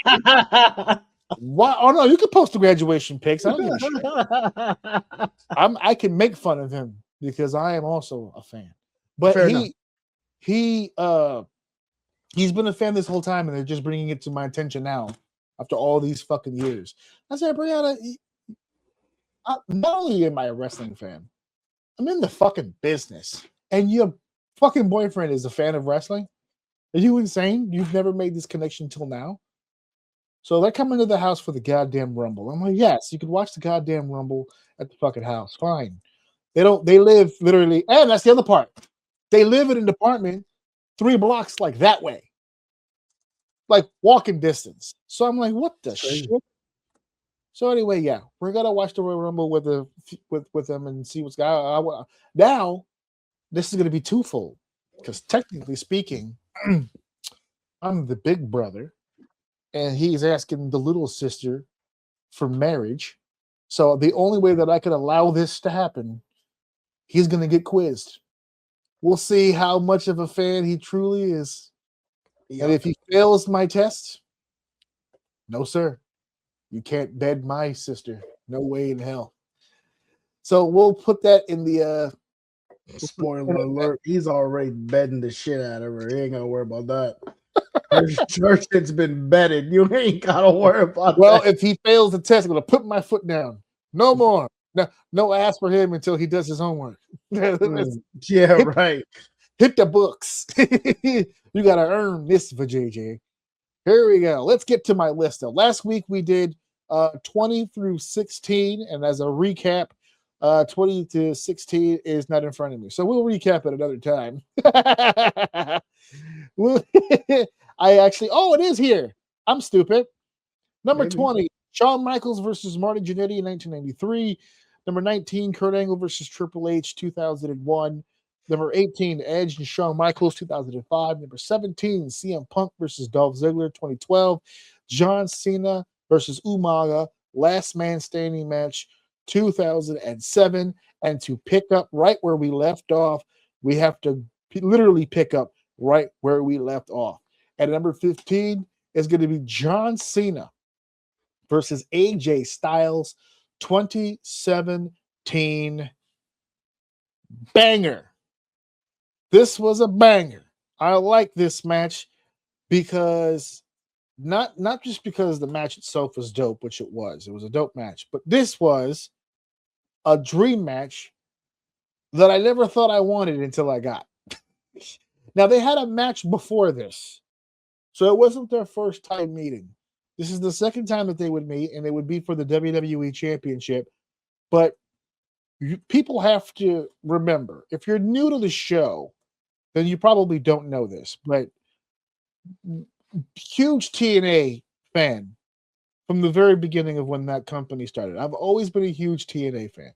And my wife, who I started dating literally at the same time as TNA began its operations, my wife never watched wrestling before she met me. She didn't start watching wrestling until she met me. And when she met me and my friends were enthralled with the world of TNA. They used to do TNA shows every Wednesday, the Wednesday night shows on pay-per-view for like $1 or something like that. And you could watch TNA, and we were watching it weekly. Every Wednesday, I'd go to my friend's house, and we'd watch TNA at his house. And my girlfriend, who is now my wife, for some stupid reason, kept coming with me to the goddamn house to watch these shows. And out of the blue, she absolutely fell in love with TNA wrestling. Just absolutely fell in love with it. One guy in particular was her favorite, and that was AJ motherfucking Styles. Loved AJ Styles. Conversely, after she was exposed to TNA, we then started showing her WWE, and there was some white kid in a hat rapping his ass off that she absolutely fucking hated. Anyway, it's 2025 now. Still, AJ Styles is one of her favorite wrestlers on the planet. Still, John Cena is one of the most hated motherfuckers in her heart to this motherfucking day. So this match was a moment of pure hell for her because she just knew her guy was going to do the job. She just knew it. She just knew it. It was going to happen. So she did not like this match at all, but I took great pride in it because this really was, there's not many times that you can get Ali and Tyson in their prime.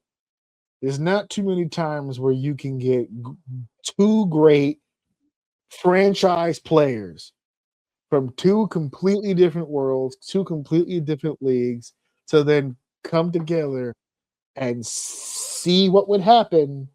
And what, in my opinion, what happened was absolute magic. I love this match. Now you're probably saying, AJ, you love this match, yet it's 15. That's how good these matches are. But Dave, what did you think of the match when you sat down and put eyeballs to TVs? What threw me back was how young Cena was. Like there were a couple of shots. There were a couple of shots where they had him like in the corner when he was like charging up for those lariats, and it was like, fuck, he's a big boy, dude. And in 2017, he was old. He was the veteran. He was the older guy. I mean, he was younger than now, like from what we just watched now. I mean, he's still in great shape now. But man, he looked fucking solid. Man, he looked solid. But yeah, him and AJ had a good match, and the pacing with a wrestler like AJ. I mean, it was still, that's the one thing that stood out to me. It was still a Cena match. It was still slower. AJ made it feel a little bit better because just him being like a veteran or whatever the case may be, he's able to maintain the pace. So it didn't feel as bad. Like I forget which one. Which one did we do a live view one with Cena? Cena or remember me and you watched it live? Yeah, and that shit was bore snore. Like this was not that. This was a little bit better to watch. The pacing was a little bit better. But yeah, man, just seeing these two just a little bit younger, man. Yeah, but seeing these two a little bit younger, man, it was it was a good way to start the rest of these because I want this. Yeah. This was fucking homework, brother. This shit was 5 hours worth of wrestling. I was like, No, fuck. go ahead. No, I was just gonna say when I noticed that, I'm like, oh, it's close to that. This is gonna be brutal. But then as the matches start going, I'm like, this just caught fire. I'm not gonna hold you. Like these matches, And the were matches fucking get better. I'm good. telling you. They were so good. If you want, But you know anyway, what? Not for nothing. I'm gonna send you the rest of the list. We'll just watch it at your own you should. time. That way And I don't- can get a head Yeah, start. and don't wait on the rundown. Yeah, I'm just gonna send you Yeah, the yeah. remaining 10 and then whatever. But yeah, no, as I don't know if anyone, I doubt it, but like if you watch in the order that I'm putting them in, it just increasingly like just gets up there. And another reason why I think this particular one stands out just a little bit is because I wanted to point out something about these matches. There's a lot of gimmick matches on this list, right? There's a street fight, there's a casket match coming up, there's a ladder match coming up, there's a couple of last man standings in here. And that's because for the Royal Rumble, they usually blew off a lot of programs because it's leading into WrestleMania. You want to start something fresh. So a lot of the blow-offs to a lot of programs happened here. This particular match, this was John Cena's 16th world title win right here. And we never thought we'd see 17. And just for the record, this was 2017. This was 8 years ago. Well, 9, technically it was 2026. He didn't win 17 until 8 years later. 8 years after this match is when he won 17. So just to put things into perspective about how this match, how important this match was at the Royal Rumble. This next one is a sleeper. I put this one as a sleeper because at the time when this happened in 93, there wasn't a lot of hype about it, right? If you were a hardcore fan at the time and you were in school and the kids were, did you see the Royal Rumble last night? Yeah, they kind of talked about it. But when it comes to like how iconic, quote unquote, some of these matches are, this isn't up there with the iconic matches. But in my opinion, it really is. There's a flow to this match that to me is just unbelievable. It doesn't stand out as much now because the speed of matches today is so much faster. But in 1993, this was like a match on fast forward. This was crazy. And the psychology was there with Scott Hall being the bigger guy, able to keep up with Brett. Brett's out here wrestling, and they're just high impact, just move after move after move. And I know people are gonna hear that and they'll watch it and go, "This is fast for 1993." This was incredibly well paced. They just moved, and the bumps and that finish with Brett being on his belly. And all of a sudden, he just starts moving legs around. And you're like, what the fuck is he doing? And he just gets up and oh shit, he's got him in the hold. He's got him in the sharp shoulder. That's it. Look, see, that's what happened. He's a winner. He's a winner. Brett and Razor Ramon. And you talked about John being solid. Did you see Scott Hall in 1993? That motherfucker was a brick house. That motherfucker was in shape, my boy. Brett, no slouch, but Scott Hall, 6'5", statuesque, brown skin, son. No homo. The boy was looking great. He's looking solid, okay? And you know what? All of the praise that went to Scott Hall during that time, it's still to this day kind of upsetting he was never a world champion. To this day, that there's a lot of people that are just like, oh, who's the greatest wrestler that never win a world title? You always hear names like Mr. Perfect, which I don't think is fair because I think he was AWA champion at one point. There's a couple of names. Scott Hall never being WWF champion. That's tough. In that age where they were experimenting with people. It's a strong era, though, man. I mean, the new generation era. Brett was strong for sure. you can make an argument he might have been a better choice than Diesel. Diesel having the Big Daddy Cool Diesel having that run in 95. I mean, it was good, but I mean, Scott was special, man. Scott was so good. He was so goddamn good. Brad, and I know people in the comments are going to kill that. What? Big Daddy Cool at the time? He was over, man. He was the man. I know, but Scott Hall, Razor Ramon. Oh my God.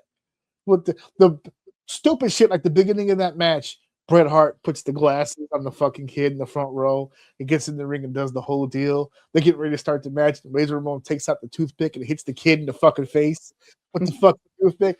Ah, that's some MJF shit. Disrespectful, dude. Disrespect. What did you see here? What did you like, dislike? So it's funny that you said on my list, like, huh? You don't have to like the match. You don't have to like the match specifically because I had it on the list. If there's ever a match that we come up with that you really didn't like, you could just say you think I'm gonna just fucking like something because you have it on the list? I look for shit to kill. You kidding me? I don't want to come on here and agree. You kidding me? That's not what's getting the views. No, but seriously, like this one, when you started pointing out that it was like kind of like your sleeper, but you know, you put it out at 14, it's not 20.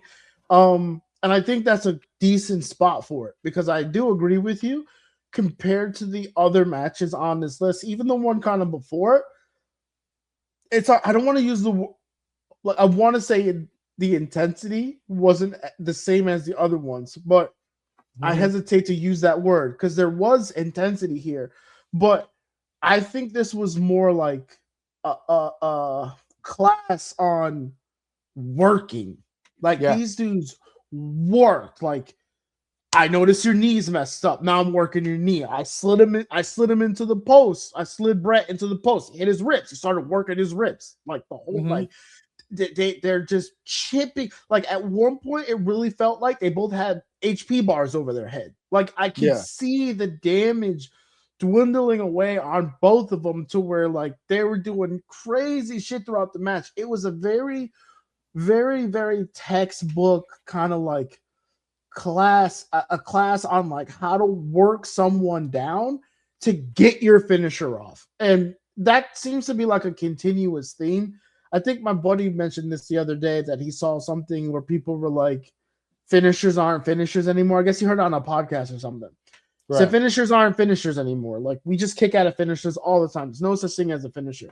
And just kind of watching these, and I'm like, man, I'll tell you what, I kind of don't like watching this shit because there are many reasons why this shit is making me hate this shit today. Like, I was sitting there watching this, and I'm like, I get why loyalists bitch because the product is just different. I'm not saying one is better than the other. I'm not going to say that. Right. But it's very obvious, and one of my complaints that I'm on here bitching about all the time is how everything is fucking telegraphed. No one's in the spot. No one dazes their way into position. They just get there and then they're like, and they're like this, and they're waiting for it, or whatever the case may be. And you see a lot of that in this match and a lot of other matches where they're in their spot. They're hit. They're trying to fight back up, and they're in the spot, and then the attack happens, and it's like it's fluid. It's moving. I'm watching a fight. I'm not watching someone stand there and taunt and wait for 10 seconds for you to turn around so I can you know what I mean? Like it just stood out like a sore thumb to me. So this one, I agree, it wasn't nearly as intense as the rest of the stuff, but it was just. When you're watching this, you're learning something, especially if you want to get into the business. Watch this, try to mimic this in your matches because you buy into it. They both got their ass kicked in this match. They absolutely both got, and Bret, of course, coming away. That was his first pay-per-view title defense, which is crazy after winning the championship. We just did 2 straight wrestling matches, but this next one is not one of those. It is the infamous casket match of 1998, Shawn Michaels versus The Undertaker, where Shawn Michaels literally broke his back trying to make this match as memorable as he possibly could. This is the era of Shawn Michaels that was headed toward the brick wall. This was the Shawn Michaels that was not the good person. Far too many recreational habits, if you know what I mean, and was not in a good place. And there are many people that suggest that the broken back may have saved Shawn Michaels' life, just based on the trajectory that he was on personally at that time. Having said that, that era of Shawn Michaels might be my favorite of all time. Because, now hold on for everybody out there. He goes, wait. He had a great run on the comeback, and he did. That 05, 06 Michaels is pretty good. Or that 04, 05, 06 kind of era right there of Shawn is pretty fucking good. But this was the era of Shawn Michaels who he just didn't give a shit. He was outperforming people and was laughing through it.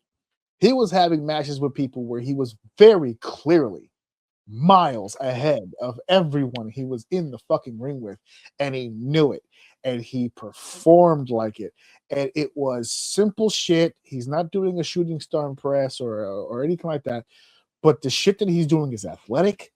It's outrageous for that time period, and he's just letting his fucking shit fly. He's talking shit to that heel version of Shawn is one of my favorite versions of Shawn.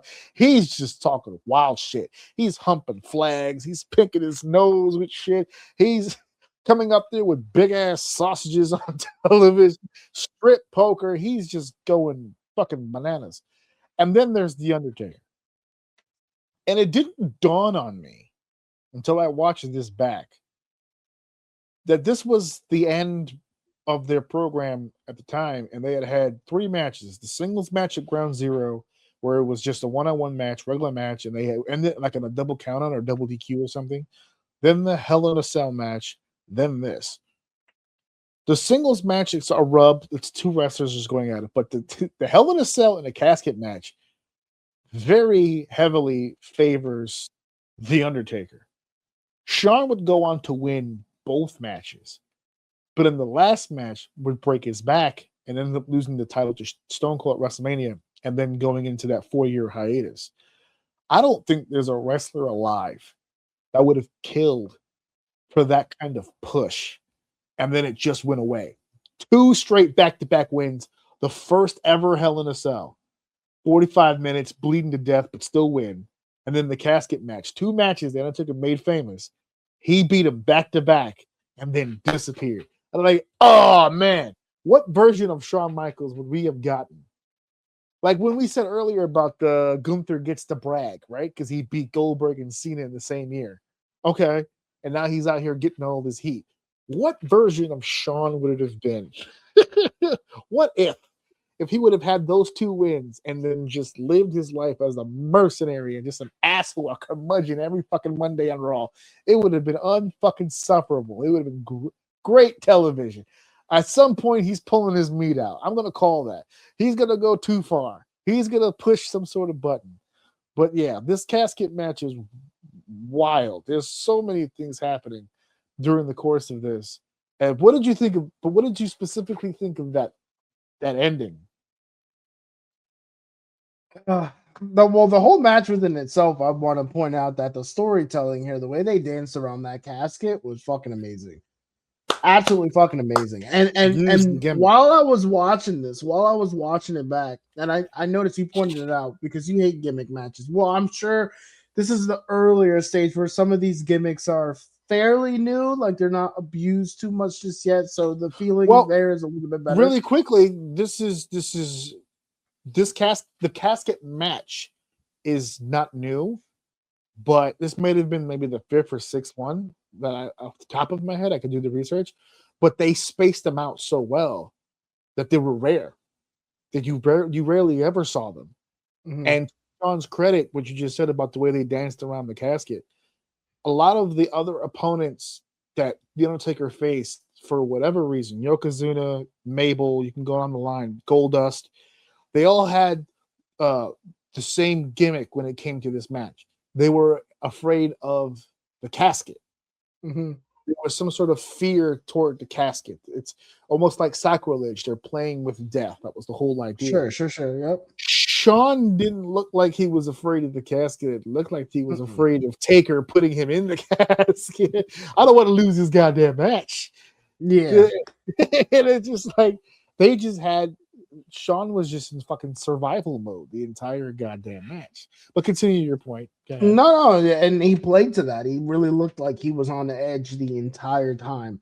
And he was there, like I said, they were dancing around that casket. They made a. I was watching it at one point, and I'm like, I'm not even sure this is even Sean. Obviously, this is probably not even Sean's best match, but like while I was watching it, I'm like, I get why Sean would be pissed that he's not the guy.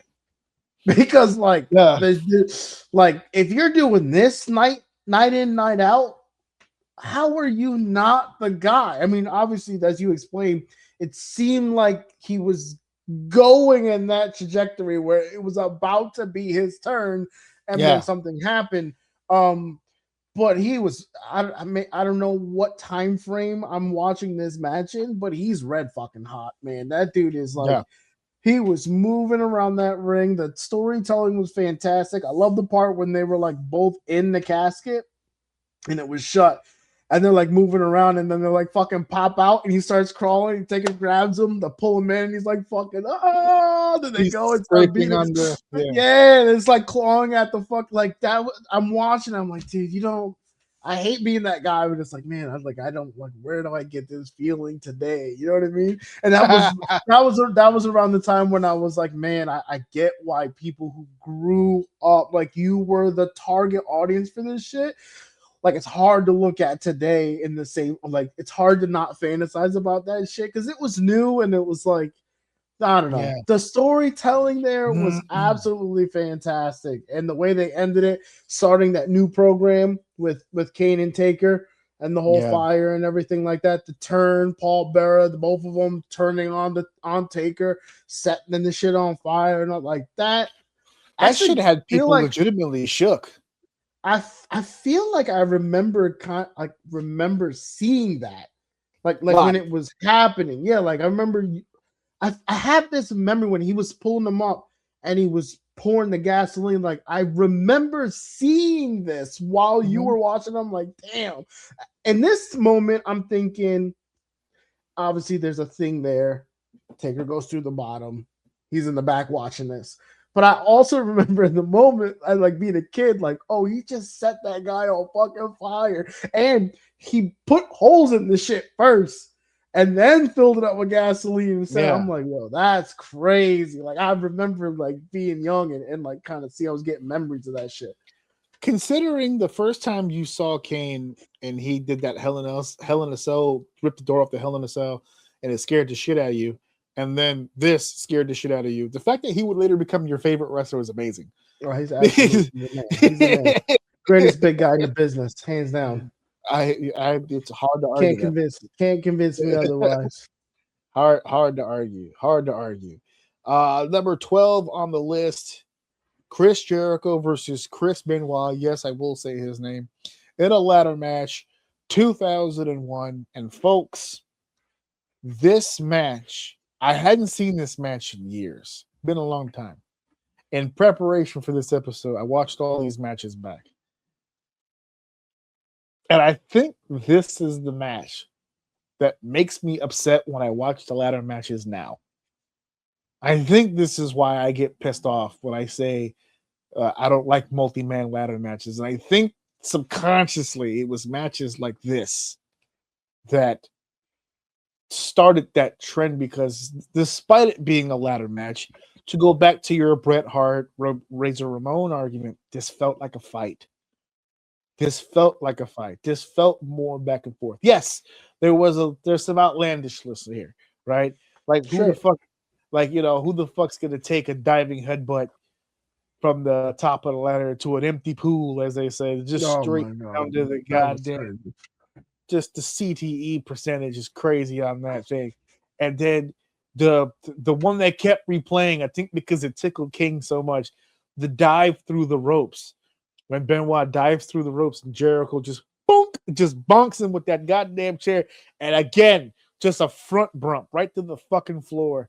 This entire, or the pictures, all the pictures from the walls of Jericho on the top of the ladder when they held that position on the goddamn that was thing. fire. That was so crazy. Fucking good. These two had such amazing chemistry together. They could do a wrestling match, a regular wrestling match, all goddamn day long. But the fact that they were able to do it with the ladder, to me, this stands out. It's one of the best ladder matches of all time. You can't talk me off that hill. If I did a top 5, just one-on-one ladder matches, this would be on that list. It's also one of the things, because I'm a historian and I'm always thinking of the old shit, that I laughed because many moons later, I'll say about 7 years later, in 2008, when Shawn Michaels is feuding with Chris Jericho, Shawn Michaels challenged Jericho to a ladder match. And he was talking about the ladder match like, I want to challenge you to a match that some say that I innovated, that I made famous, and this, so, and the fourth. And I'm sitting here thinking to myself, you had 2. The guy you're challenging has had like 5 at this point. And he's super good at it. I don't think this is a good idea. And Jericho did win that ladder match. But it's sneaky. Jericho is sneaky like that. If you look through Jericho's career, he's been in every fucking kind of match you can think of. And he's won his fair share of them. And Jericho always finds himself like there. He's the Jeff Teague of WWE. He just always seems to just be right there when everything's going down. So this is by far one of my favorite ladder matches of all time. You sent me a screenshot of like the exact impact. And it's so funny when you sent it. We were driving from work. Steph was on my phone because we were listening to music in the car on YouTube.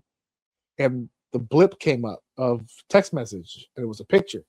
And my wife goes, "What the hell is this?" And she clicks it, and it's the fucking bump that you said. She's, why the fuck is he sending you a picture of Chris Benoit just front bumping for no goddamn reason? I said, because it was goddamn awesome. That's why.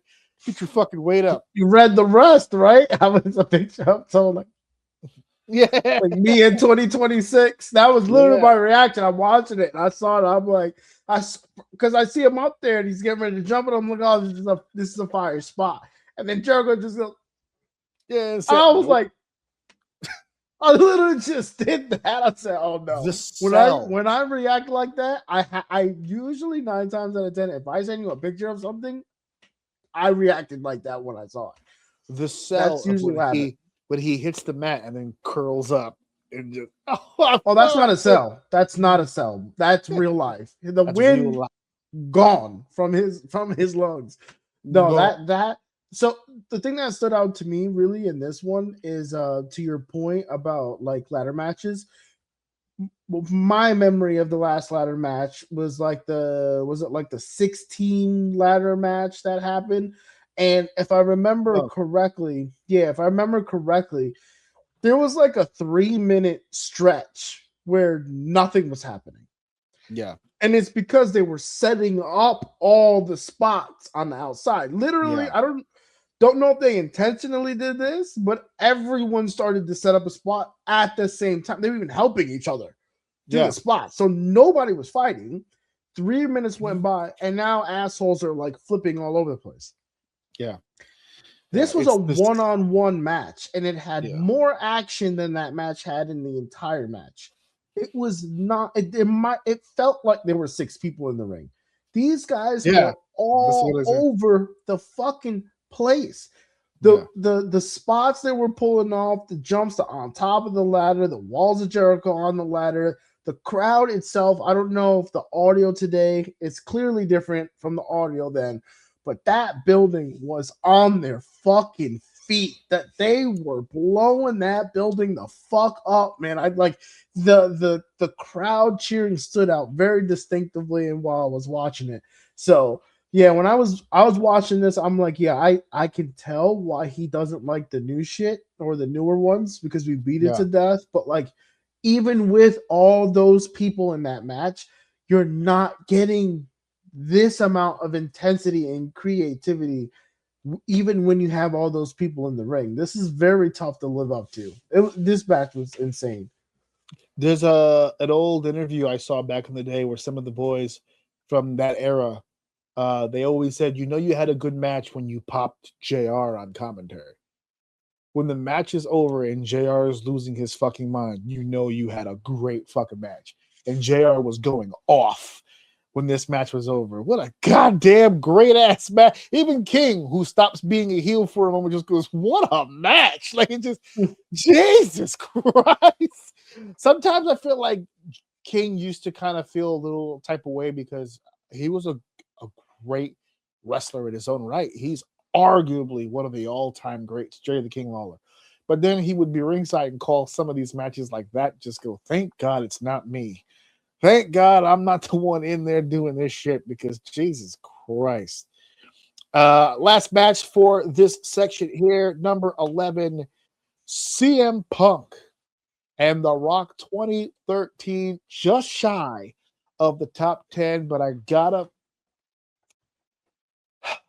as much as I love the match, and I do love the match, it's a good match. It's a good, solid, straight-up match between two people from two completely different generations, that if this match had happened 10 years prior, more in The Rock's era, this match would have went a different way.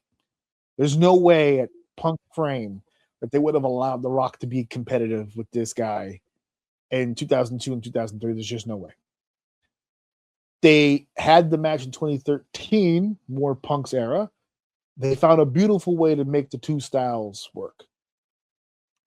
I will forever be angry at the ending of this match for both professional and personal bias reasons. Because Punk, this was the end of the 434 days as champion, one of the hottest runs in modern history. This was a world title reign that still talked about to this day. Because of that title reign, all you hear now on WWE television is how many days someone has been champion. That's all you hear about now. And 434 was impressive. But now we've got Roman at 3,000 or 2,000 or whatever, how many fucking days it was when he was champion 4 years in a row. And they even do it now where, like, Maxine Dupree lost the championship and she held the title for 27 days or some bullshit number, which it should have always been 0. But the fact, whatever, and so it's one of the, I still say to this day, biggest fumble of all time, because we still had Taker's streak and they were headed toward Punk Taker. I've said this on the show before, but I'll say it again because it fits here. If Punk had retained here and retained at the Chamber pay-per-view, and Punk Taker would have happened at WrestleMania while Punk was still champion, that match would have very clearly had been the main event, and it would have been the streak against the streak. It would have been a champion. At that point, Punk would have been champion over 500 days in a row. And you would have to look into the 80s and 70s for a champion that would have reigned longer. So the title of greatest champion of the modern era would have fit. So it would have been the greatest champion in the modern era against the greatest WrestleMania streak of all time. One mega main event. And yes, I had a ticket to that event. Would have loved to have been there for that piece of history. Look at you booking your own event. But I'm just saying, that one, if that one loss doesn't happen, that's the main event of WrestleMania. It's not even a fucking question. You could have still done Roxana and it still would have made bank. But that would have been the mega match for WrestleMania 29. That would have been insane. And they ended up still having Punk and Taker, and they still ended up being the best match of the night. They just weren't last, and it wasn't for the title. And the streak continued on. The streak would go on to be broken the very next year, but that's the way that the cookie crumbles, so to speak. But as far as this match goes, This is also one of my favorite matches because I sent you a link that also had the promo package in it. Mm-hmm. And I'm unstoppable, I'm the champion, the champion. For 337 days for 400 in your face, jerks. CM Punk has reigned as champion. Oh, that promo package is insane. You know it, they know it. Time's up. And I'm like, oh shit, the buildup is crazy. I also did not like the disrespect of the champion coming out first. I get that he's the Rock. And I get that his mom is in the front row. But goddamn, the disrespect. Punk Rock, your take, Dave, on this incredible clash of titans. This was really good Punk. Like, I didn't get to watch him in that time. This is prime.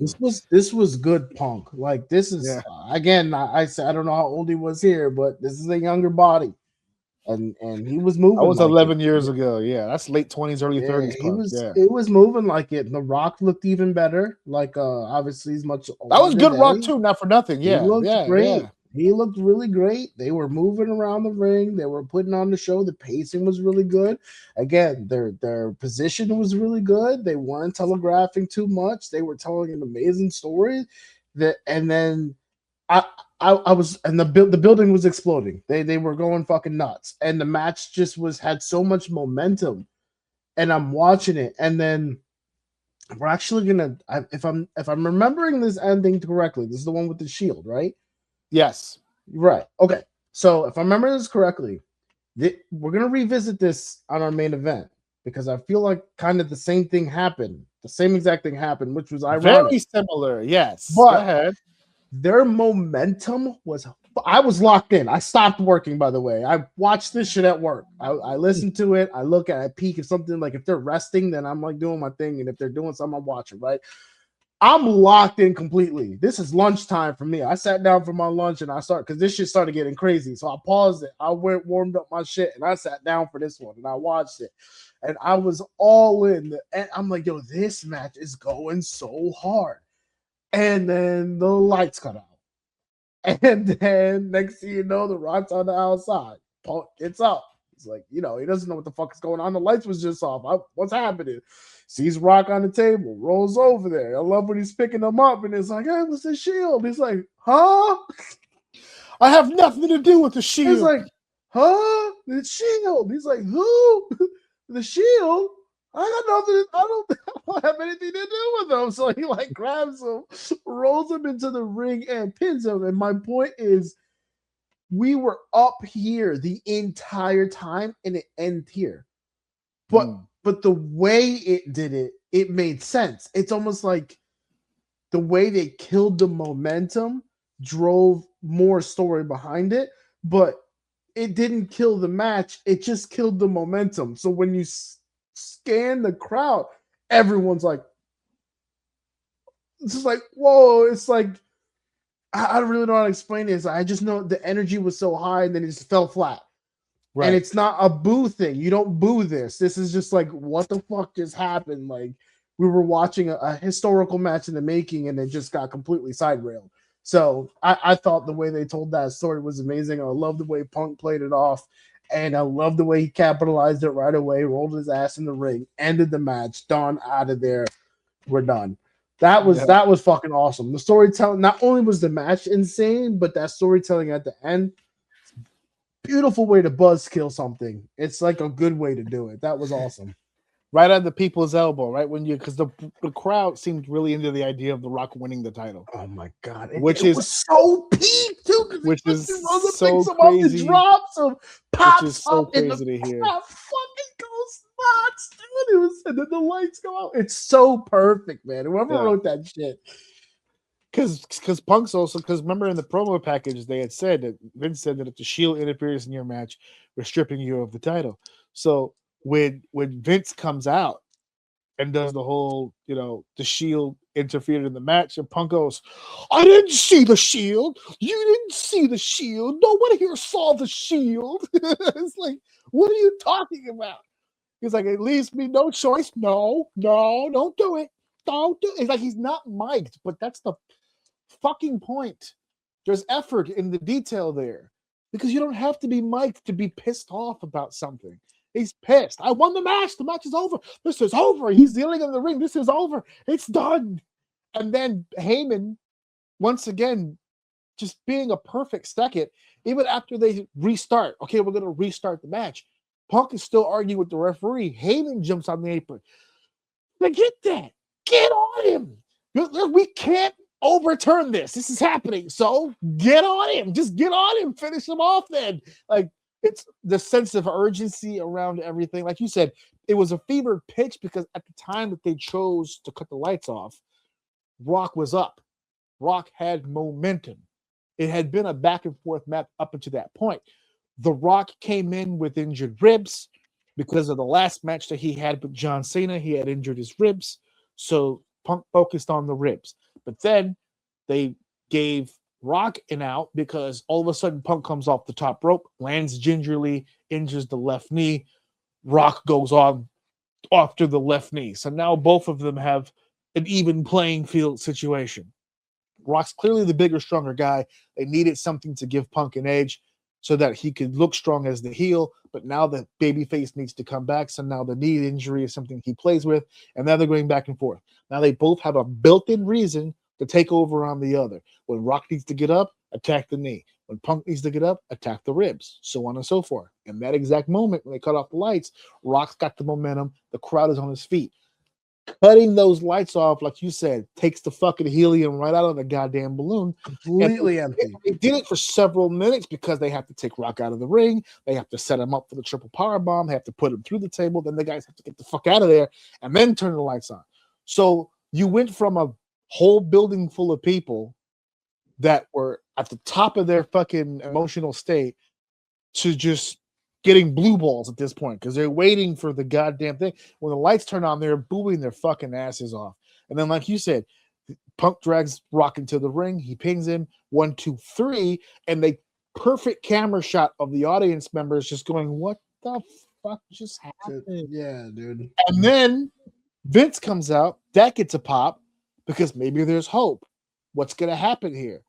And I don't know if anybody catches it, but there's some slight blues when he's about to strip Punk because stripping Punk is a punishment, but it doesn't give the crowd what they want. Then The Rock gets on the microphone, says, no, restart this match. Then they restart the match, and they're right back on their fucking feet. Oh, we're back in this. Hold on. There's a shot. There's a chance. And then rock bottom, boom. Hit this motherfucker. Elbow, 1, 2, 3, it's over. If you smell, and then that's it. And then Damn, I must have cut it off too soon. I didn't get that last part. Fuck. Oh yeah. Oh, you didn't see the actual finish when he wins the No, title? I thought it was done. I must have bugged out. I thought it was over. Damn. Now I know how you feel when Seth came out. Oh, shut the fuck up. Everybody. God damn it. God damn it. Yes, finish that last part. There's more to it. But yeah, the crowd eventually gets what they want in the end. And everyone goes home happy. The whole building explodes. It's a whole moment. So we just edged them a little bit. That's all. Yeah, that's it. Which made the nut at the end even better. We let you finish to completion. We just needed to get some other stuff in first before that happened. And the whole point of that was to put Punk with the Shield at some point and have them be his little flunkies, and it ended up never even happening. So what a waste of an opportunity across the goddamn board.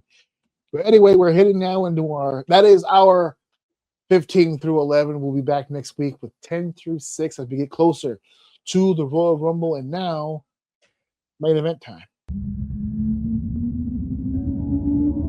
It is now time for the main event of the evening. We are here for the main event of the evening, and kapow! Drew McIntyre perseveres.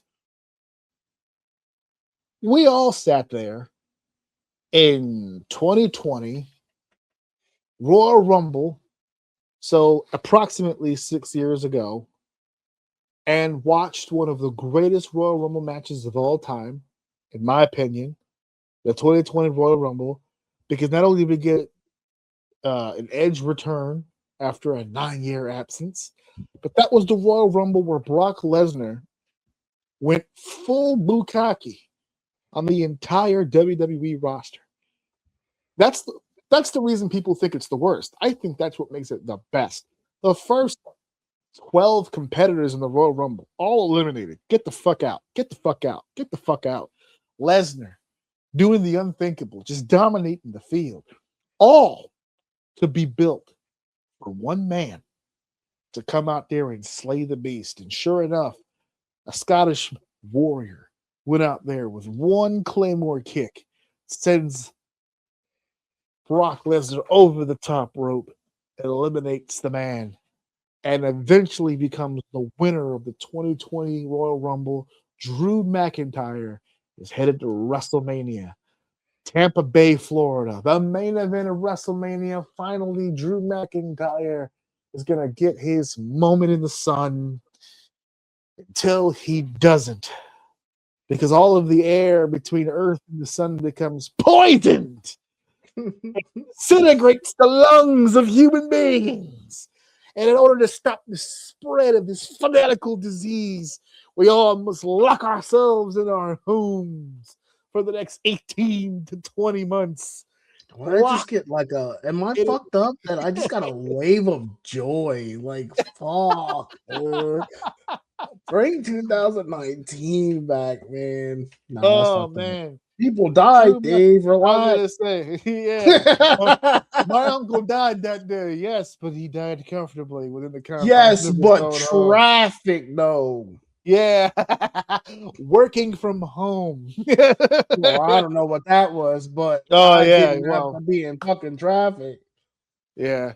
But it for me, the pandemic also allowed me to finish my schooling earlier. But that I digress. It was a good time for me. It was not so good for other people. I get it. But it was also not a good time for Drew McIntyre, because here we are heading to the moment of his life, the moment of his career, and the world literally shuts down. He has his moment in a closet in Orlando, Florida somewhere. Wrestling Brock Lesnar for the WWE Championship. And he would go on to be the focal point, to be the champion for pretty much the remainder of that entire pandemic run. And COVID champion was a tag that was placed on him many, many moons ago. Now, the WrestleMania that preceded that WrestleMania, Bobby Lashley was the WWE champion facing against Drew McIntyre. And I had said on this show, and I stand by it, that despite Drew McIntyre not getting a true moment the year before, I personally had felt it would be a much better business decision if Drew were to do the job and put Bobby Lashley over and build Bobby as a big star, as a champion. And they did that. He did do exactly that. And they did it again and again and again. And pretty much since then, they've used Drew McIntyre to be the guy that elevates the guy. And to Drew's credit, he just has not let it get him down. He's worked. He has put his nose to the fucking grindstone and just pushed and pushed and pushed and pushed. I still say to this day, the turnaround for him was the Punk feud, because we got to see something different from him. He wasn't. I'm glad you pointed that out too. Yeah, he wasn't just a Scottish warrior. He wasn't just a guy who's big and strong and can beat people up. He could fuck with you if he wanted to. He could get under your skin. He could be psychological. He could toy with you. He could lure you into things. He can keep you out of things. And he showed the other side in the build-up to the Punk feud of his frustration, because let's not forget, he did get another world title match at WrestleMania 40, the WrestleMania that we went to. He got it the night after us, but he opened the show with that situation. He actually won the world title, but he only had very conflicting day for me. 5 minutes, and then off to Damian Priest that world title would go. But that's the point. another situation of Drew McIntyre being the team player, where even in Mm. that moment where he wins the world title, they sacrifice that world title in an effort to push a storyline. And if I'm Drew McIntyre, and I know that there's a lot of people who are listening to this who are going to disagree, becoming world champion again, I'm sure was a big thing for him. But I got to give him an immense amount of credit for seeing past the short-term moment. Yes, anybody would have fought, come on, 5 minutes as world champion, I'm going to win it at WrestleMania and lose it in the same moment, like during that moment, I'm going to lose it It's again. a trade-off. That's I'm gonna give you the crazy. WrestleMania moment, but But that's the thing. It's you're gonna lose it right after. It's a gamble because there's no guarantee that anything kicks off after that. You're sacrificing that Yes, moment for something. but hoping is that's big. on him. Yeah, That's on him. he's got to make that work. And that's listen, say what you want, whatever you want to say about Hunter's run right now as far as running the company goes. If there's one thing I cannot take away from him, and this is how he started the shit, is if you can make it make sense, we will make it happen. So it's the ball is in his court at this point in your timeline. I just wanted to put that out. Yeah. So the reason why Punk and Drew didn't happen at that WrestleMania was because of Punk's injury, the tricep. Shortly after this world title situation, Drew also gets hurt. So I have to assume at this point that gamble is starting to look really, really not so good until everybody heals up. And now it's time to have the matches. And this program changed the trajectory of Drew McIntyre 100%. You will not be able to convince me otherwise. To be fair, I think it also gave CM Punk a little extra juice.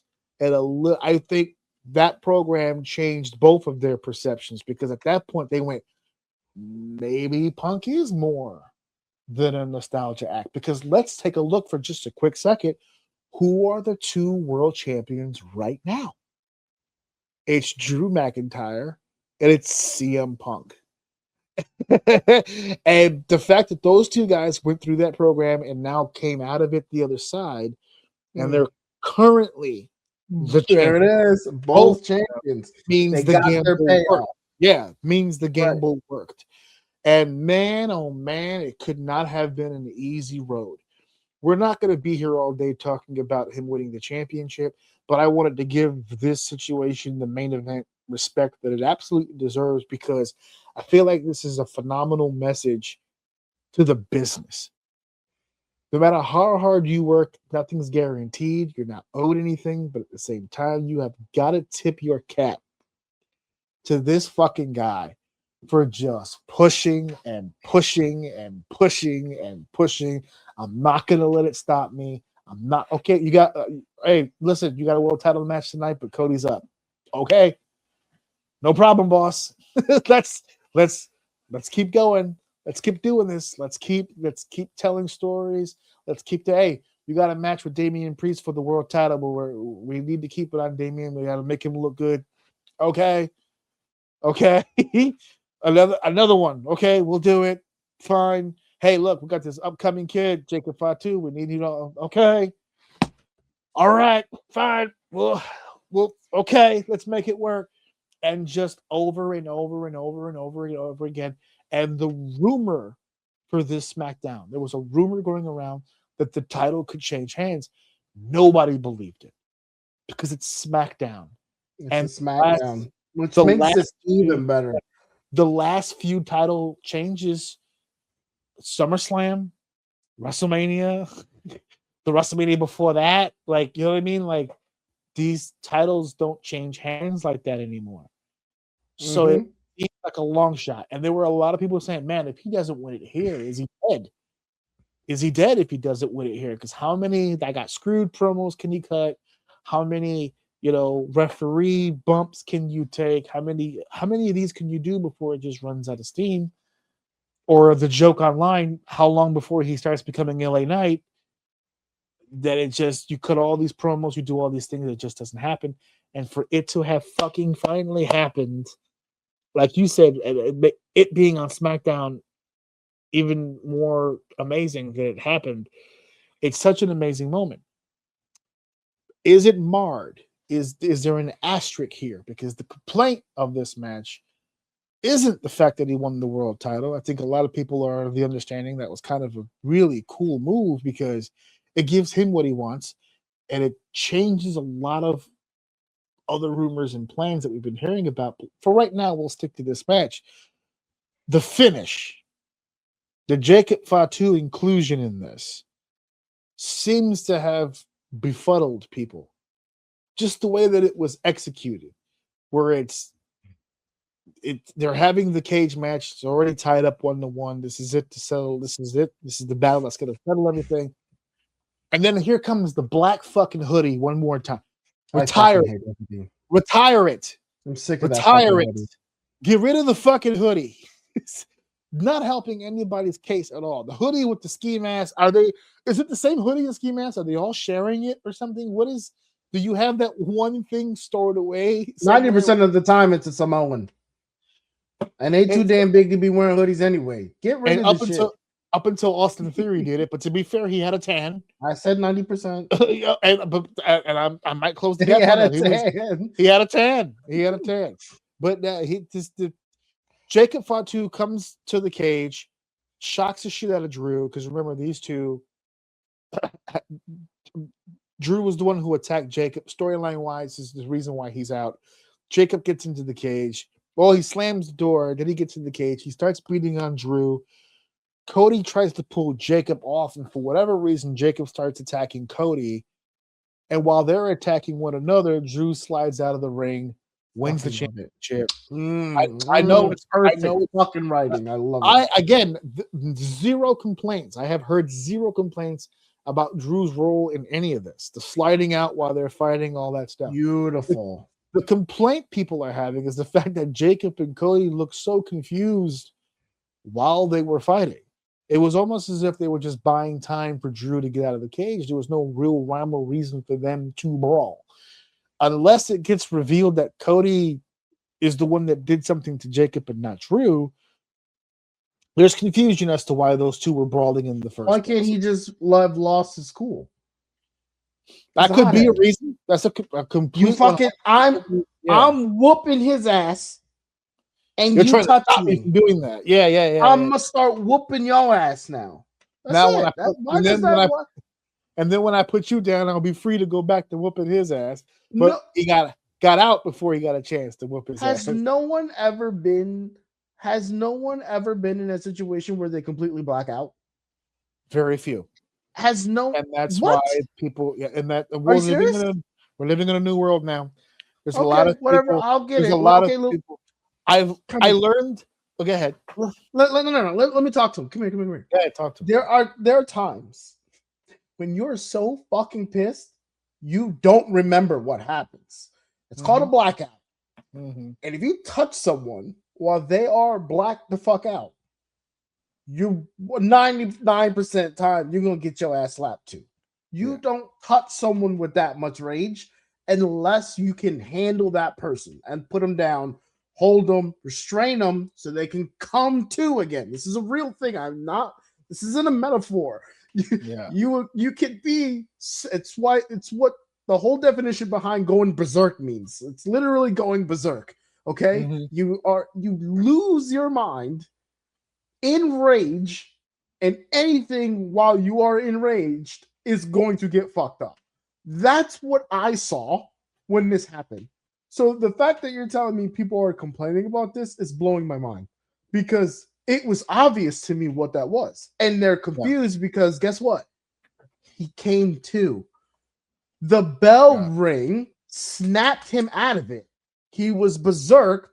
The bell rung. It snapped him. Cody's like, what the fuck are you like? Even Cody was fighting back and heard the bell and was like, fuck. And then he's like, oh shit. Like, we didn't even need the, like, kind of like, oh shit, dude, like, my bad. Like, I didn't. But now they're both pissed because Dickhead just got over on both of them. Yeah. It makes perfect sense. Am I crazy? Which is no, you're not crazy, and which is why I've had battles with people because they're like, oh, I can't believe they turned Jacob Fatu heel. They didn't. It doesn't. They didn't turn him heel.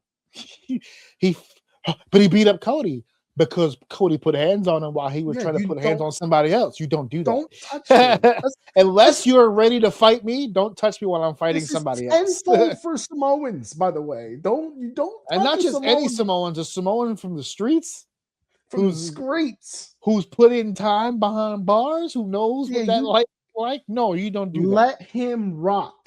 Try to call his name from a distance to see if he'll stop. But even then, be careful. Excuse me, sir, Mr. Fatu, if I could, Mr. Fatu.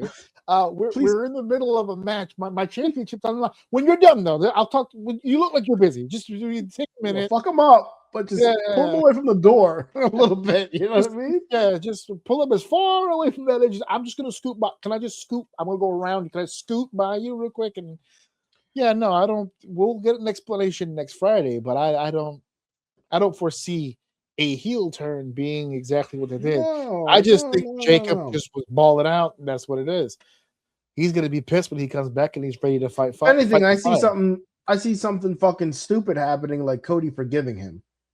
Which brings me to my point. Okay. I'm watching this, and the one thing I keep saying to myself after watching the promo package again, understanding from what he was doing in that early program with Punk and what he's been doing on social media and stuff like that, watching that growth, just sitting there in that moment and watching him get the belt and kind of like reliving some of that growth and some of the things that he's had to do and some of the things he has done. The first thing I said to myself when I saw him win the belt was we needed this mix-up, because I've told you before that I'm so fucking sick of this we are family, I love my friends, and I want to give all my friends a title shot because you deserve. Blech! I don't want that from my champion. That shit is whack. So to hear Drew McIntyre pretty much like, yo, I'm gonna send you to hell and you can say hi to your father is crazy work to say. and the fact that that guy is our champion now, who is so disrespectful. He is pushing boundaries to show you he don't fucking like you. He doesn't like you, your mama, your daddy, your sister. I don't care about any of them. Yo, you know your dead dad has this watch. I have it now. I stole it from you. Oh, you know your this wristband that you had from your family or your kid with Punk. Yeah, I got this, and you're not gonna get it back. And fuck you. Like, I hope the worst. Hope the worst things happen to you all the time, every single day. Like, that's the type of energy that we need from a champion. Not Punk doesn't give that. Punk gives Punk energy, and that's perfectly fine. But we need a champion to be a dickhead. When's the last real dickhead champion that we've had? Because this guy, listen, aside from what? We were talking earlier about old school Shawn Michaels. There was a dickhead for you right there. Gunther's close. Gunther's close, I think. Yeah. But he's more of like he's a dickhead, yes. But he is more of like very witty, in your face. Drew's in your whole family's face. He's trying to if anything, he's avoiding your face. He wants to fuck with everyone around you to piss you off. He don't want to touch you. He wants to piss you off. Like, we need that type of champion today to see where that goes. I want to see where that goes. How entertaining is that to the people today? Because I'm getting tired of giving all your friends a title shot. There you go. Which I do have, although I am starting to kind of change my opinion on Cody's run, which I still believe is kind of still going. Like, even though he's dropping the belt here and there, I feel like this is all a plan. So I'm earning respect for his run because he really is. This isn't about him, but he really is doing something a little different. And I do like what he's doing, and I'm watching it. But I'm excited to see today, not COVID, Drew McIntyre, with all the stuff he learned from working with Punk, all the stuff he learned after that, working with the other programs, building up to this point, taking all those L's. I hope this turns into a victory tour where he now goes back to some of those people that held him back and beat the shit out of him as the champion. As the champion. I love it. Yeah. So I'm excited. I'm happy for him. Hope they keep it on him for a little bit. Let him enjoy this. This man's been working his fucking ass off. His fucking ass off, man. We only have one question left to answer, and then we can end this segment. But what does this mean for WrestleMania now? We have a tremendous just monkey wrench thrown into the whole goddamn thing. Because I am not going to lie. I was in the building on Monday when Braun Breaker and CM Punk were going at it. And there were a few moments there where I'm like, they might pull the fucking trigger. And then they didn't. And then on SmackDown, I went, they might pull the fucking trigger. And then they did. Because remember, Drew won that first matchup strong. And I was like, are they going to put the fucking world title on this guy right now? And then they did. So now all of the rumor mill, all of the questions, we don't know if we're getting Seth back in time, but we do know we're going to have Roman Reigns on that show. Who's Cody Rhodes going to be competing against? Who's Drew McIntyre? If Drew McIntyre is still the champion leading up to WrestleMania, which I am not opposed to something drastic happening again between now and WrestleMania. Maybe not with Drew, but just something that kind of trips up the ideology of I think at this point, it just seems like Triple H is kind of trying to trip people up at this point.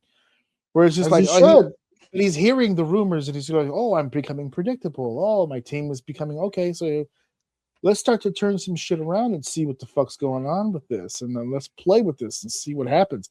This will be the first year in a long time, knock on wood, but we don't have any Rock involvement.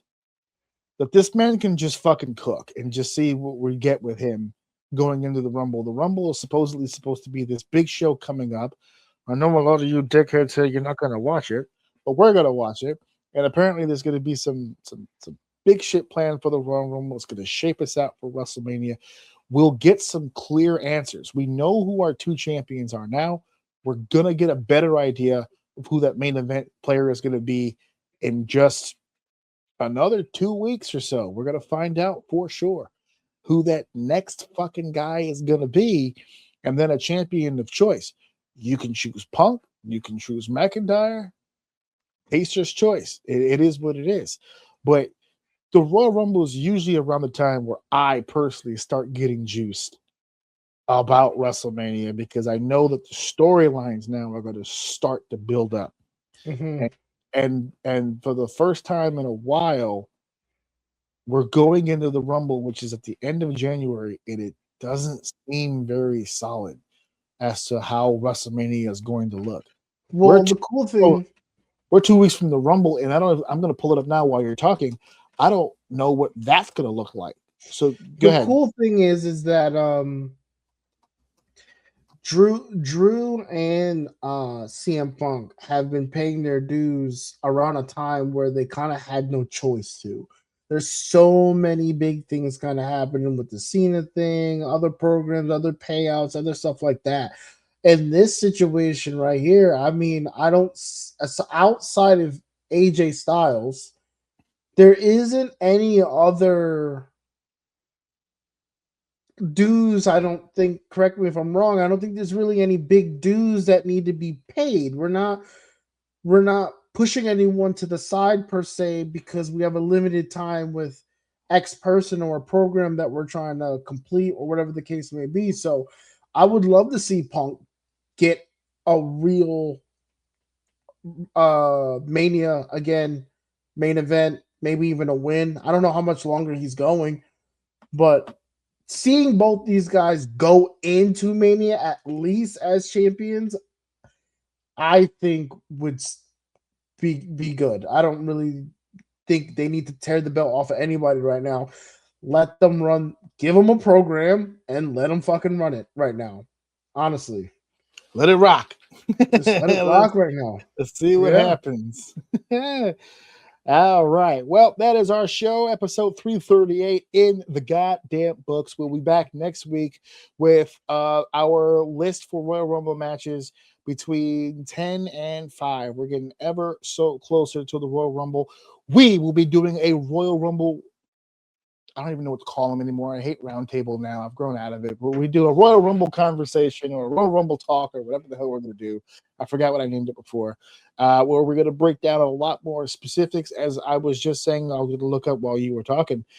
Right now, we only have the men's Royal Rumble match, the women's Royal Rumble match, and a Drew McIntyre title defense that's yet to be determined because they're having a small little tournament taking place on SmackDown. And the winner of that tournament will face him at the Royal Rumble. Randy Orton versus The Miz. These are all first-round matches. Randy Orton and The Miz, Matt Cardona and Trick Williams, Damian Priest and Solo Sikoa, Sami Zayn and Ilya Dragunov.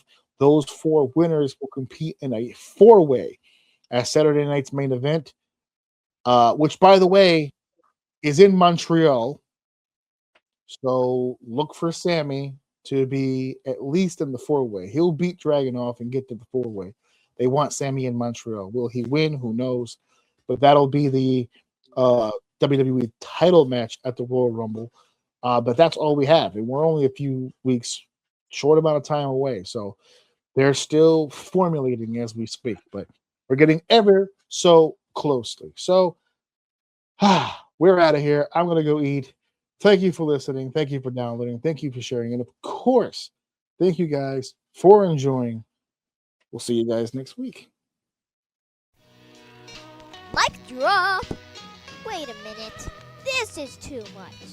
Cooking it like a pro. Wrap it up, everybody. Show's over.